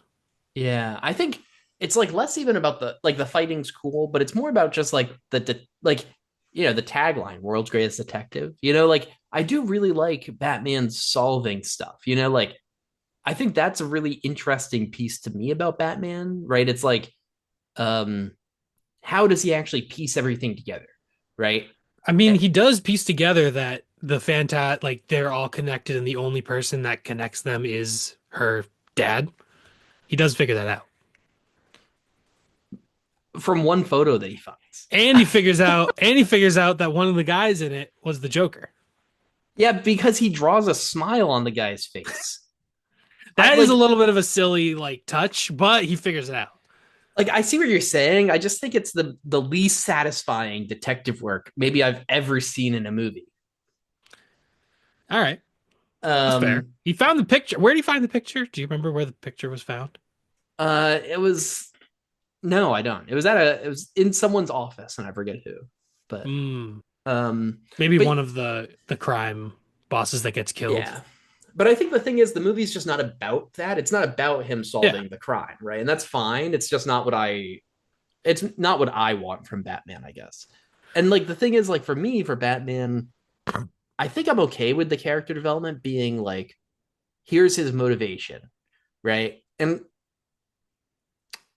And I like that there is some conflict here with that, right? Like, here's my motivation, but also, what if I could just do something? What if I could just live a normal life and donate money and stuff? but I don't think it outweighed the want for me to see more of his what he actually makes of that drive, right? Like, here's my drive. What do I actually do with it? And I don't think there's enough of that for me. Hmm. I guess maybe that is also stuff that's in the series. Like there's probably a lot Yeah, more detective and totally. action stuff in the series, like in the season 1 and 2. I could not imagine that series has anywhere near the amount of not detective work going on, like, Yeah. which is fine. Like, again, this is, and thinking about this in context, right? Like, you spend a whole season with him doing badass detective work and beating people up and stuff. And then it makes sense to here have a thing where it's like, okay, here's a pause. Let's look more at the backstory, more at the character development, all that stuff, and then get back into it, right? And I think that makes sense in the construct of having this kind of in between seasons or after a season and stuff. But I think as a standalone, um, I think, yeah, I just felt lacking of some of that for me. Yeah. Yeah, dude, I don't Lame. know. I don't know. Just I mean, I, that's all right. I came in here and I shit on Life of Chuck, and this is what happens. I get my just desserts, and now you didn't like Phantasm, but it's not that I didn't like, I think you're going to be surprised by my rating, but I'm I feel just like saying, I think it was lacking some stuff for me. I think the reveal did a lot of work for me, though. I yeah, did, the reveal. I Oh yeah, this mystery. It's so boring. Oh, you thought it was the dad the whole time, and then it turns out it was no, her. it's not that the mystery is boring. It's that Batman does All nothing to right. advance the mystery. The mystery is interesting to the viewer, but it's not satisfying to see Batman not figure anything out. I guess so. All right. But yeah, it is also they do a good job with the misdirect of Yeah. the because Stacy Keach plays Carl Beaumont, which is Andrea's dad, and he also does the voice of the Phantasm. So Oh, there's even that sort of, they're planting the seed that it's gonna be him. that's Even though it's interesting. not. Yeah. Um, this movie is clearly a cult, kind of has a quite a cult following. But I read that this failed so bad in the box office that they did not make another animated feature length Batman movie until 2017 when the Lego Batman movie came out. Yeah, I guess yeah, everything was just That's, straight to video or after that or TV. yeah, which, like, also, could say something about, like, just the state of superheroes or something. I don't know. Like, there's the Spider-Man trilogy in there and stuff, but whatever. But I don't know. Like, I don't know if that really is solely because of this flopping so hard. It probably had something to do with it, Mm. um, but it was interesting to me to read that because I, I was thinking back and it's like, holy cow, that how is that even possible that there was not a Batman?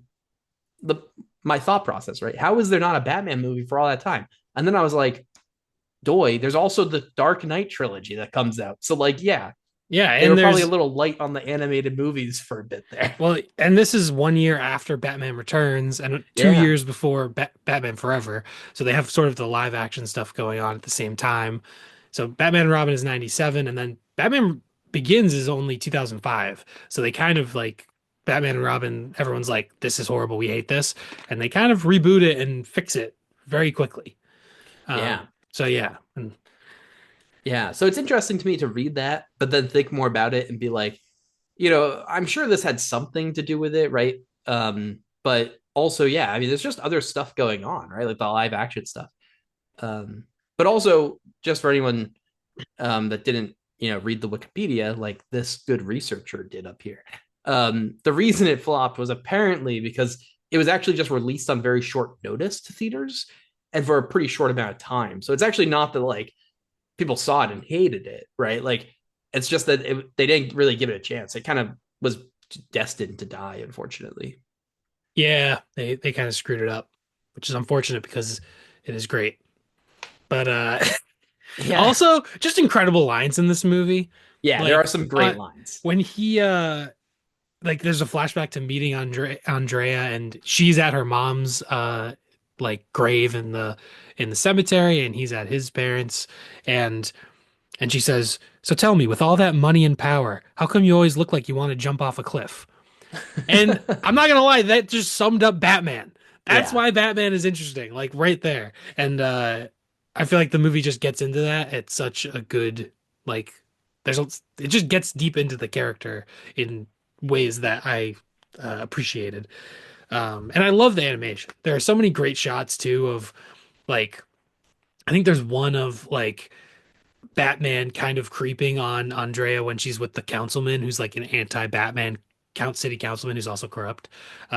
He's like a little sleazebag. And he's like there's like the rain's coming down and you just see his eyes and I don't know, like and there's the shot that it's actually like the background on Letterbox, like of him like holding the cowl and looking at it, and just like the use of shadows and everything in the animation is pretty fantastic. I think it's just really great animation, pretty much throughout. Yeah. I definitely like the animation. I will say that uh the main love interest, and I keep forgetting her name. I apologize. Andrea, Andrea, thanks. Um, or you can call her Phantasm if you want. yeah, that's right. I'll say I actually was not vibing all the time with her specific the animation specifically for her. Mm, There was something about like the eyes that kept bothering me. And I can't even really tell you what, I but get that. There, some of the faces have a little awkwardness to it, maybe. yeah, it was just maybe just a little uncanny, right? So it's kind of hard to put your hand your what the fuck's the expression? Hard to put your mind to it. Put your finger on it. Damn it, that's right. Finger on it. Hard to put your finger, but but yeah. So there's a little bit of uncanniness. Mostly, I noticed it with her because a lot of the like men faces in this are just like a little blocky, and so it's a little bit easier Mm, to be like, yeah, whatever. Um, but otherwise, I mean, yeah, the city was like looked awesome. His shadow looked awesome. Him being in the shadows and like his costume actually being black versus when he's in the light and it's blue, like that dark blue, was really cool. I thought. Um, yeah, and yeah. also just And, the bat jet or whatever yeah. against the moon, very iconic, right? Awesome. Yeah, that is very cool. I do agree that I think the only thing I didn't really like about the movie is that I think it's with some of the dialogue and the movement of the mouth, like the animation of the mouth with the dialogue, sometimes had like an uncanny, like not quite matching feel to it to Yeah, me. Um, so yeah, that kind of like just took me out of it a little bit. But mainly the animation, like it's just that it's like particular images that are really like really just yeah, well drawn and evocative and I don't know, I think because I I think the animation reflects the like psychology of Batman as well. And like you can kind of just through the imagery, you can kind of tell how he's feeling and what's going on in his head in whatever particular moment it is. yeah. That's interesting. I bet that's easier to catch on the second viewing, Hmm. which makes sense. I think. Yeah, I don't Bec- know if I noticed this time anything specific, but Yeah, like I'm thinking like even when he's watching them from across at dinner and he has the cowl on and it's just a blank face. There's nothing to it. But I feel like interesting. I'm able to like interpret what the character it's still communicating something to me even just through a blank drawn face with the cowl on and you can feel and also it's with the rain. The rain is coming down on him Yeah, so it gives you that sort of depressed feeling that you can imagine the character is feeling. Uh, so yeah, I think that just yeah, works very well. yeah. It definitely uses rain and lightning and stuff to help with that a lot too. Yeah. Um, so I will say one thing is there was a few moments when I couldn't tell if it was being serious or if it was trying to be funny. Like for example, the drawing the smiley face on the Mm, Joker, but yeah. also there's one scene when he's in this giant room with the fire and the portrait of his parents above the fireplace, and he's just sitting in this pretty large chair, but the room is otherwise empty. That's the only stuff in this huge room, and it's a pretty wide shot of the room. And then it zooms, and he's sketching on a little piece of paper, and he draws what becomes the bat cape or whatever. And then he gets up and he crumbles it up and he walks all the way to the fire pit or the fireplace like a pretty like there's a huge room. He walks all the way to the fireplace and just throws it in. And he like kind of looks down depressed or whatever. But it's like this massive room and that's the only stuff going on. And I couldn't tell if it was supposed to be funny. I see why the Joker smile on the drawing is kind of stupid and dumb, but I think him being in this big empty room just does also say a lot about the character. It is Mm, also a little bit Citizen Kane-ish. I feel like the look of the mansion looks very Citizen Kane with him. There's a lot of yeah. shots in that movie of him with a giant table and there's no one else there and he's alone in this big empty house. Yeah. So And maybe it's to emphasize some of that stuff. Yeah, that makes yeah, sense. I think it emphasizes the loneliness and like the emptiness in his life in that he's kind of just here alone and he has this wealth, but ultimately he's still alone. Yeah. Okay. I could see that. That makes more sense to me. Um, Plus, where else is yeah. he gonna put? He's Batman. He's not just gonna leave trash right next to him. He's gonna burn it, obviously. Yeah. Yeah. Obviously. I do love the Did you want him to idea. throw it? No, I mean, I think part of it also though is like I do agree that part of it's probably emphasizing the loneliness, but also I think part of it might also be that this is 1993 in the year of our Lord 2026. Nobody has a chair facing a fireplace with a giant portrait above it and nothing else in the room, right? Like that might have Well, actually, you might have actually if you're had a like billionaire, chairs. Yeah. Like maybe you do have like chairs just facing a fire, right? Like that's just like a nice thing to do. But today I feel like, you're going to have a TV or something, like, hmm, uh, so I guess maybe that's like just the way the times have changed type of thing. did you want Batman to be watching Stranger Things? Yeah. Yeah. Actually, Batman should have had an advertisement on the TV for Netflix, Yeah, that would have been great. That would have been fantastic. but it's a personalized ad. So it reads your cache or whatever, and it picks an ad for you for Netflix. Hmm. Yeah, that would have been great. I would have loved that. There was a Warner Another Brothers. Did you see the Warner Brothers? I did see that in it's in the model of the city toward the end, Yeah, like the it yeah. the Um model city was cool too. yeah. Oh yeah, also Batman 1966 was a 20th Century Fox movie. It's Yeah, not Warner Brothers, which obviously Batman's like I feel like it's kind of synonymous with Warner Brothers now. yeah, and 20th Century is owned by Disney, which also owns Yeah. Marvel. So very strange. Oh. So that's a Marvel movie kind of. Whoa. Yeah. What was I gonna say? Oh yeah. I so like obviously with Batman, there's the his life is kind of ruined when his parents are killed, and it's kind of just he's like, all right, I'm depressed and I'm gonna get justice, and that's the goal. And I love seeing this little time in his life where things are actually good, and it's like shown even in the World Fair. I think it's a time in in Bruce Wayne's life where actually he had love and optimism, hope for the future. And you can kind of see that in that there are a lot of scenes during daytime and the World Fair is nice and it's a cool thing. And then after he's like this there's this, she just kind of leaves and he doesn't really know why. Uh he's heartbroken. He's alone again and everything goes to shit. He's depressed again. Gotham has gotten worse. It's the World Fair is no good. Everything has gotten bad again. And I think I just like seeing the contrast there and adding like that little extra dimension to the backstory. Yeah, I think that's an interesting point. I think, like, yeah, I think some of these are really interesting points you're making that, like, add a bit to the thematic resonance of the movie that I would have appreciated. Um, and I just didn't quite get there, I guess, this time. Sometimes you just need to watch it twice. Sometimes it doesn't hit. I get that. Did you watch this after the 60s one? Yeah, I wonder if the 60s one sullied it a little bit because it could have. you maybe weren't able to take it as seriously because the 60s one was Mm, so stupid. that is possible. Yeah, I did watch these, not the same day, but the next day, and nothing Mhm. in between. Like I didn't watch anything in between. No palate cleanser, you could say. You should have So watched Satan Tango in between and really yeah, gotten down in the depths. That's what should have been on his TV above the fireplace. yeah, You should have that's been right. having a Bellatar marathon. Marathon. Yeah, you actually Like, the movie essentially pauses, and he's just watching uh You singing tango you for just watch the 8 entire hours. movie with him, and Yeah, he's just in the corner, like animated. And at like one point, like in hour five, he like gets up and goes to the bathroom, and you hear him pee, and then he the comes toilet back flushes. and he's like he's munching on popcorn. Yeah, yeah. You never Yeah, hear him wash his hands.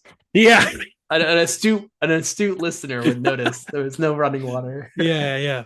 And then, but he has popcorn too, so that's Yeah. even worse. Oh man, that's how you know he's really depressed. All right, all right. Well, yeah, I think you do make a lot of cool points that I think I would have appreciated if I kind of picked up on. Um, but again, I really did not dislike this movie. I wasn't in love with it. There was Hmm, I feel like I talked real negative about it. I did like a lot of stuff, hmm.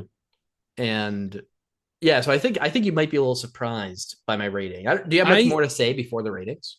I got more to say, All right, go but for it. Go also I feel like I know what your rating's gonna be. I bet I could guess your rating. go for it. 3.5. Interesting guess. Let's hear what else you got before What did you before you get? determine. Yeah, yeah. You All want right, to fine. know? You want to No, know right no. now? All Well, right. kinda, yeah, a little bit. Yeah, I gave it 3.5. Bang. I knew it. I knew it. We've done too many of these Yeah, we've episodes. done a lot of these. We've done too many of these episodes. Um, well, I'll just give my rating. I gave it 4.5, but I kind of want to give it 5 just because I was gonna I guess that want you to. gave it 5, but I gave it 4.5 just because I don't know, like the Joker coming in at the end feels a little bit out of place to me. Like it works and I like it, but he feels a little bit out of place just because he's not in the story for like the first for the majority of the movie. And like I said, some of the animation is just a little bit weird with like the yeah. mouths and stuff like that. I think this could be a 5 star, but it's a strong 4.5. Now, out of Um, curiosity, what'd you give it your first time? Also 4.5. Okay, so it didn't bump up with those. Okay, cool. Just No, wondering. and I think also like on the first time it has the extra reveal aspect where you don't know, it has the reveal of who the Phantasm is and that added to it on the first time. Yeah. So yeah, but I also really like the Phantasm as kind of a reflection of Batman and this being in I like that it's the villain is actually a character that you can see where they're coming from and actually you're kind of like I mean, yeah, like is she really doing that much that's bad? I mean, it is bad. I get like it's not ideal, but you see where she's coming from. At least Yeah. I can empathize with this character. So I like that aspect of it that it's not just some the opposite of the 60s villains, It's actually like Right. an interesting character with like good motivation and stuff like that. And we get to see her also just as a normal person and then how this turns her into the Phantasm basically. And she is ultimately kind of just Batman, but without the moral code of not being able to kill. Yeah. Yeah, definitely. Uh, all right, I know you don't have that much else to say. Did I say I said the thing about him saying I didn't count on being happy? Uh, we talk. I mean, there's the slimy anti-Batman guy. There's always a slimy. There, that's a common Batman trope. The slimy, corrupt politician who hates Batman. Yeah, I think it's interesting with Batman specifically because like in the 60s one, right? Like everyone all the cops love him, you know? And I think it's interesting because Batman does have this reputation, like Commissioner Gordon, right? Like he Yeah. does work alongside the police quite a bit in movies and just in media.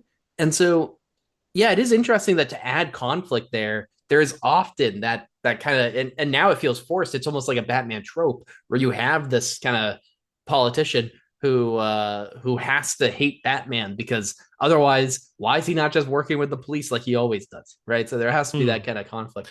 Yeah. And Yeah. there's no Commissioner Gordon in this.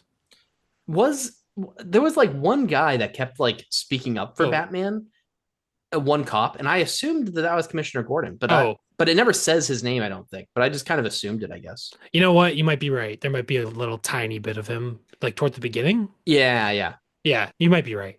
But Pretty he's much not when everyone's really. like, yeah, everyone's like, fuck Batman, and the Yeah, guy's like, wait, guys, we love him, and I thought that yeah, might have been him, but yeah. I think you're right. I think you're right. But he's very minimal in it. He yeah, doesn't really get involved.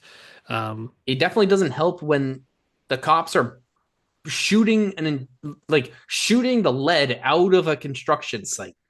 So I hope they're not using lead. It's 1993. Uh, but yeah, I mean, obviously there's the stuff Andrea and her dad. I don't know. We didn't explain it. People have seen the movie if they're listening, so don't have to explain all that. But I really like all that stuff of him getting in too deep with them, and he owes them money, so he has to go on the run and all that. Uh, and yeah, it I have a does question. like what's up? Did you think that it was not? I know you thought that it was him, right? I think that's Yeah. the whole point, right? Did you think that he got his hand cut off? Oh, I didn't. No, I didn't think of that. No, I thought that he had his hand cut off, and that's why he had the metal hook hand thing. That would make sense that You know, they. yeah, the guy goes into the house. She goes into the house after him, and she's like, Mm, "No!" And then it cuts, but actually, what she saw wasn't him dying; it was him getting his hand cut off. And I thought that might be that would have been cool. That could have been cool. That even better, even why it's such a great misdirect. yeah, it was. I like that was a really impressive misdirect. I think. Yeah. Yeah, yeah, totally. I definitely thought it was him the whole time. The first time. Obviously the second time I knew. Imagine I just forgot. Like anytime I rewatch a movie, I'm just like, man, what happened in this again? I my mind erases it. Yeah, I just rewatched Fight Club. In got to see it in IMAX, which is cool. Oh, that's And cool. Well, don't spoil Fight I'm not Club. gonna spoil it, All but right, all I'm right. gonna say, uh, Did I'm you like, forget? no, no, I did not forget. Oh, I was gonna say, imagine going into that. Actually, I watched that, and I watched Shutter Island this like in the past over break, and those are twisty both movies movies. where it's like, yeah, that'd be awesome to just go in and like literally just undo your brain for a minute there and see the twist again for the first time. You know. Yeah. Anyways, watch those movies, by the way. If anyone hasn't seen those and you liked Mask of the Phantasm, you like a good twist, there you go. Those movies have it. Yeah. I I agree. Those are good movies. Um yeah. Sorry. Random advertisement here for No, it's okay. I'm trying to look at my notes. I wrote too many notes and I this is what I should take my notes and I should uh go through and I should actually distill it into more legible notes, but I'm lazy so I don't do that. And then now I'm trying to look through all this and I'm like Batman saves Andrea from giant jet engine with Bat bike. I'm like, oh yeah, that happened. But also, I don't necessarily have anything to say about it. It's just that was a cool scene. But yeah, all the stuff at the end is pretty cool with the Joker and yeah. Andrea. And I think the model of Gotham is really cool, and the explosions with all the red and orange in the background, like just the animation of that is pretty great. Yeah.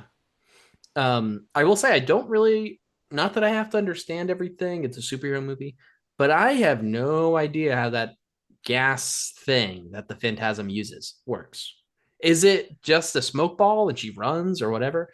Is it a does it teleport her? Does she teleport? No, I don't think so. Then how does she get away from those explosions? And why doesn't she help Batman get away? She's the Phantasm. Well, why would she help him get away? They're like they're like buddy buddy again at the end, right? It's like the Oh, plane's about to oh, oh. explode. She doesn't want him to At die. at the end. I thought you were talking Yeah. about like in the middle when he's chasing her or No, no, something no. like Yeah, that. yeah. No, at the very Gotcha. end, the plane's about to explode. She has the Joker, I think, right?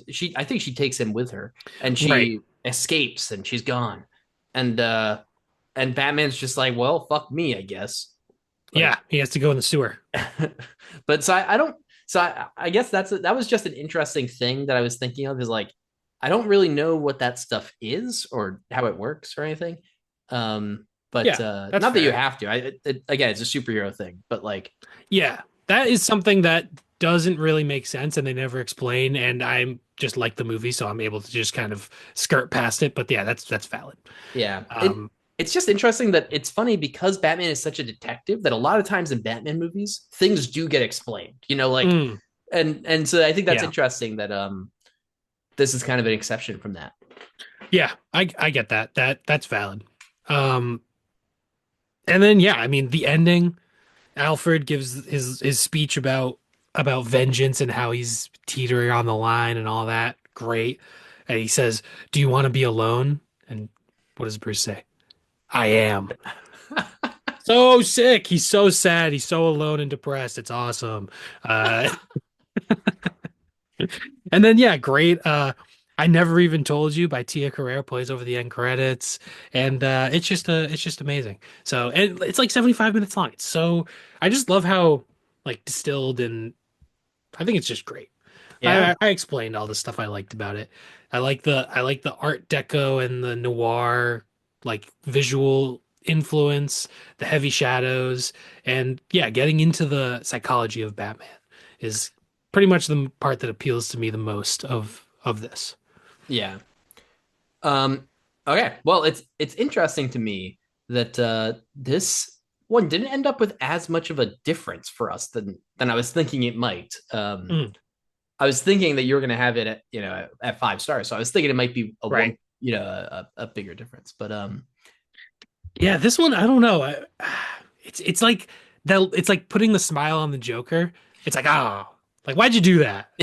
yeah, Because yeah, that one little thing. things like that where I'm like, I just am slightly off of giving it 5 stars, but it's closer for me. It's closer to five than four, I'd say. Nice. Strong 4.5. Now we're getting way too granular. I'm like, this is Yeah. about a 4.79 approximately, you Yeah, we know, might as well just use a 10-point scale at this point. or use a 1,000 point scale Yeah. eventually. Yeah, with two decimal places. Yeah, I'm going to give this one a 999.99. yeah, not quite as a full 1,000, but you know, almost. Yeah. Um, well, I can give a quick rating recap.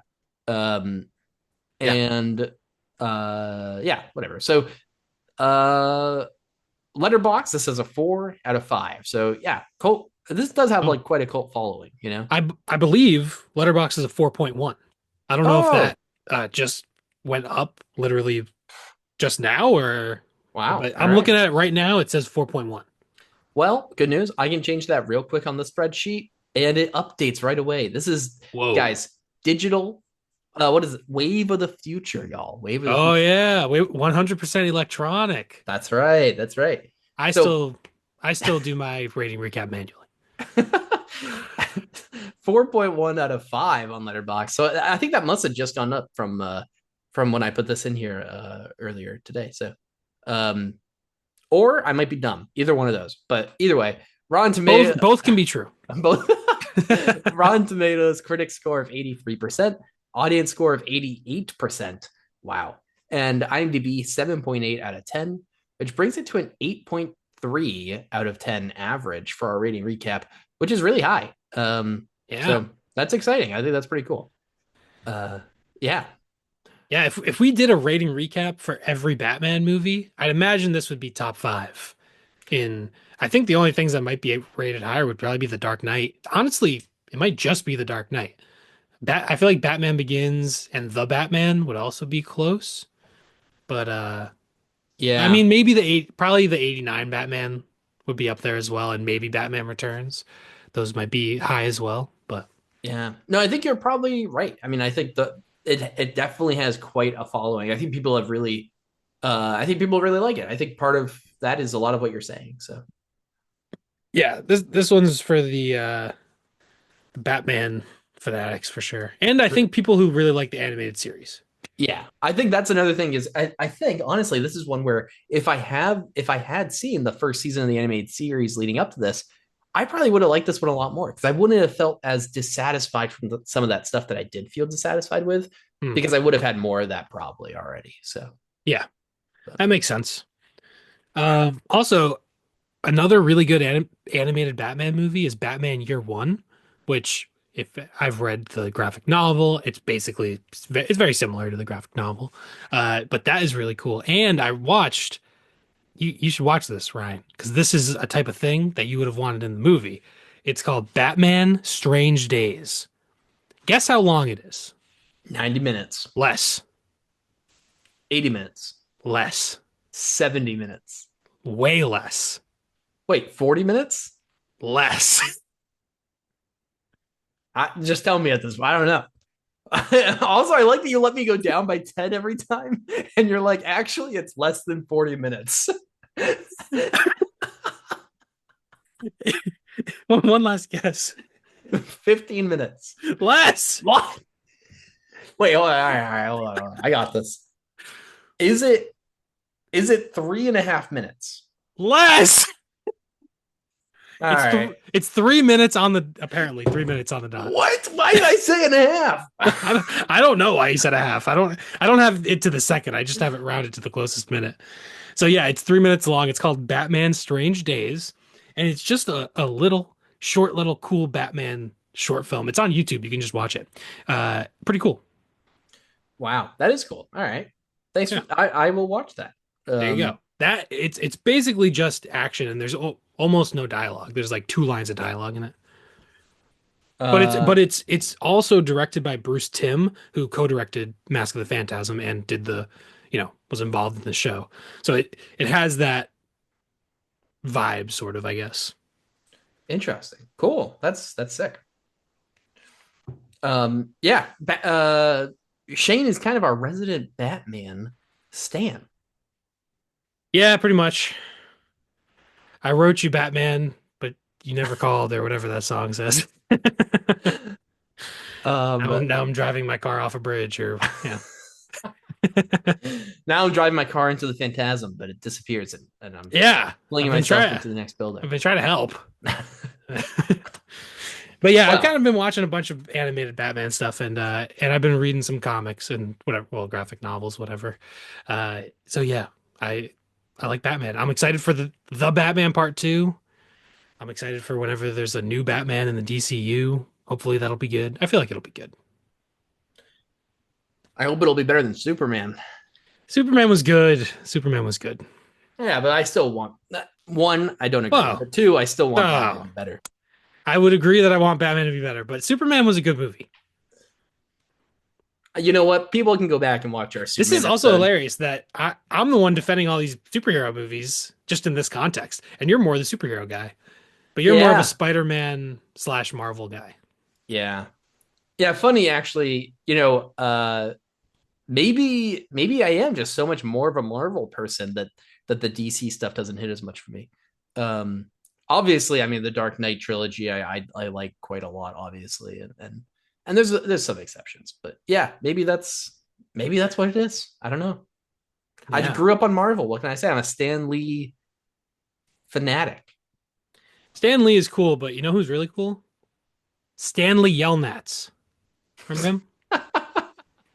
You ever see Holes? Wow. That was awesome. What Yeah. a throwback. Yeah, Stanley Um Yelnats. wow. Yeah, that's right. Great movie. Shia LaBeouf. Great movie. Great actor. Speaking of great movies, we have to pick a new category. We do. That's it for this episode. It is Batman Mask of the Phantasm 1993. Yeah, at the end of next week we have a half episode. What are we doing for the half episode again? Oh, We're big doing announcement. Yeah, we are gonna do Frogman.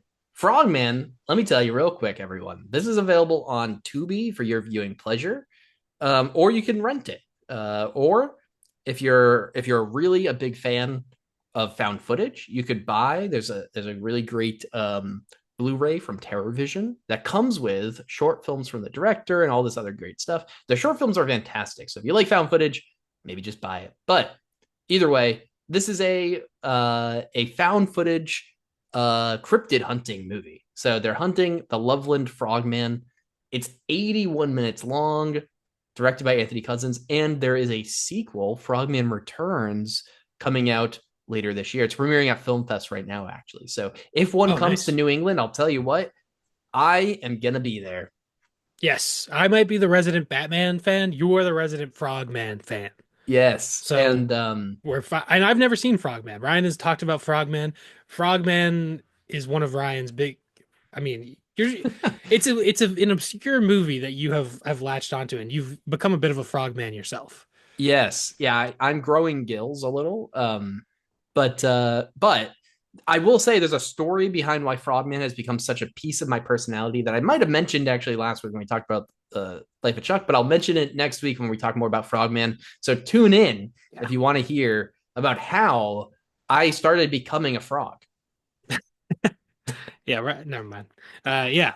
Uh, so yeah, next week for our half episode, we're doing Frogman review, and and uh, and after that, we have a full episode, and I have the cup right here, the category cup. I'll be picking. If you're on YouTube, you can see.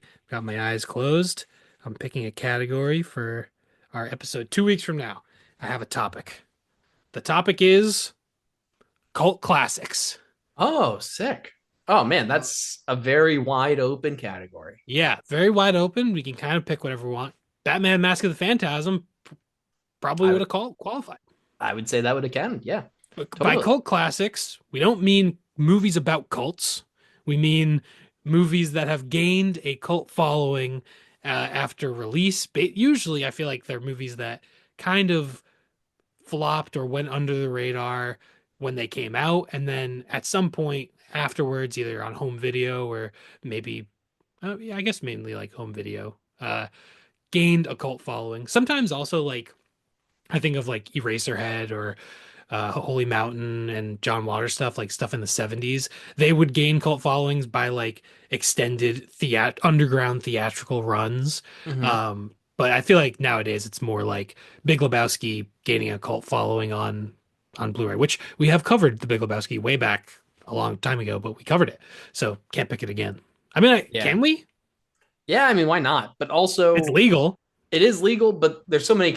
This is such a awesome category to Yeah, pull. Um, I think yeah, you could feel free to do you whatever could. you want. But yeah, Maybe another one we've covered would be Showgirls.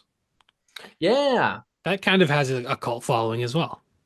yeah. Even Female Trouble has a little bit like I think John Hmm. Waters, the early John Waters Pink kind of has a cult Flamingos, yeah. following, right? So yeah, Yeah. I think it's interesting. I feel like we've covered quite a few because cult classics kind of have a reputation today that you'll find them, right? You'll just kind of Yeah. stumble across them all over the place, and Hmm. it draws our attention. We want to watch them. I will say maybe another one that's gaining cult classic status in recent years, Speed Racer. Yeah, it just had a big IMAX re-release. Yeah. Ah, I should have Yeah, went. I should have went. I know. I thought about texting you and telling you that it was happening, but I was afraid you might ask me to go with you. Don't worry, I would have never done that. No. Uh Uh, yeah, I did not go. Maybe I probably should have. I whatever, dude. I would have think, been cool. I mean, seeing yeah, that in the theater, I mean, just the visuals of it all would have been really cool. yeah. I mean, the real reason I didn't tell you, like, one, I assumed you might have known, but two is the thing is like I think I understand that like for me going to a movie that's at the AMC or whatever Right. it's literally just it's so much different I think than telling than like not everyone's going to It's go a to lot every movie easier for release. you. Yeah. Yeah, Um I but, get that. I think IMAX is like 25, $26 or something crazy. So like, you know, It's Speed Racer though. It's pretty cool. yeah. That Yeah. there's a real monkey in it. I'm You know about to that? speed race through my paycheck. So I go see That's that in IMAX. Oh, you yeah. say real monkey? Yeah. It's a chip. Yeah. We got corrected on this. I told you about All right. It's a chip. Okay. that. And they beat Whoever. it up. No, they didn't. No, they did not.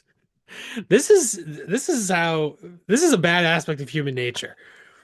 Of making this seem like it was bigger than it was.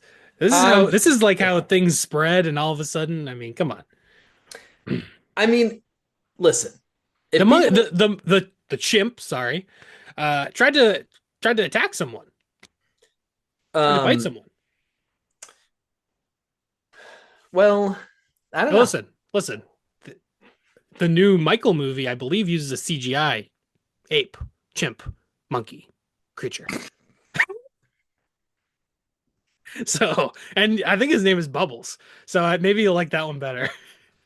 I can't wait for the age of AI Oh. biopics where they just they Honestly, they might as well be. They're all the same. It's the yeah. same That's structure what I for mean. all these Like movies. those are the movies that actually could just they're probably the equivalent or closest to. Never mind. I'm just gonna bash on these, and people might like them, but I think one day they're not that far from. like having AI slop Yeah. instead, you know? Yeah, yeah. And yeah. Well, all right. I guess that's the end of the episode. We'll do cult classics next. Maybe I'll pick Captain EO. Um, I don't think that's a cult classic. I think it's so difficult to watch that it can't be a Yeah. cult classic. Yeah, I think it's still pretty obscure, probably, you know?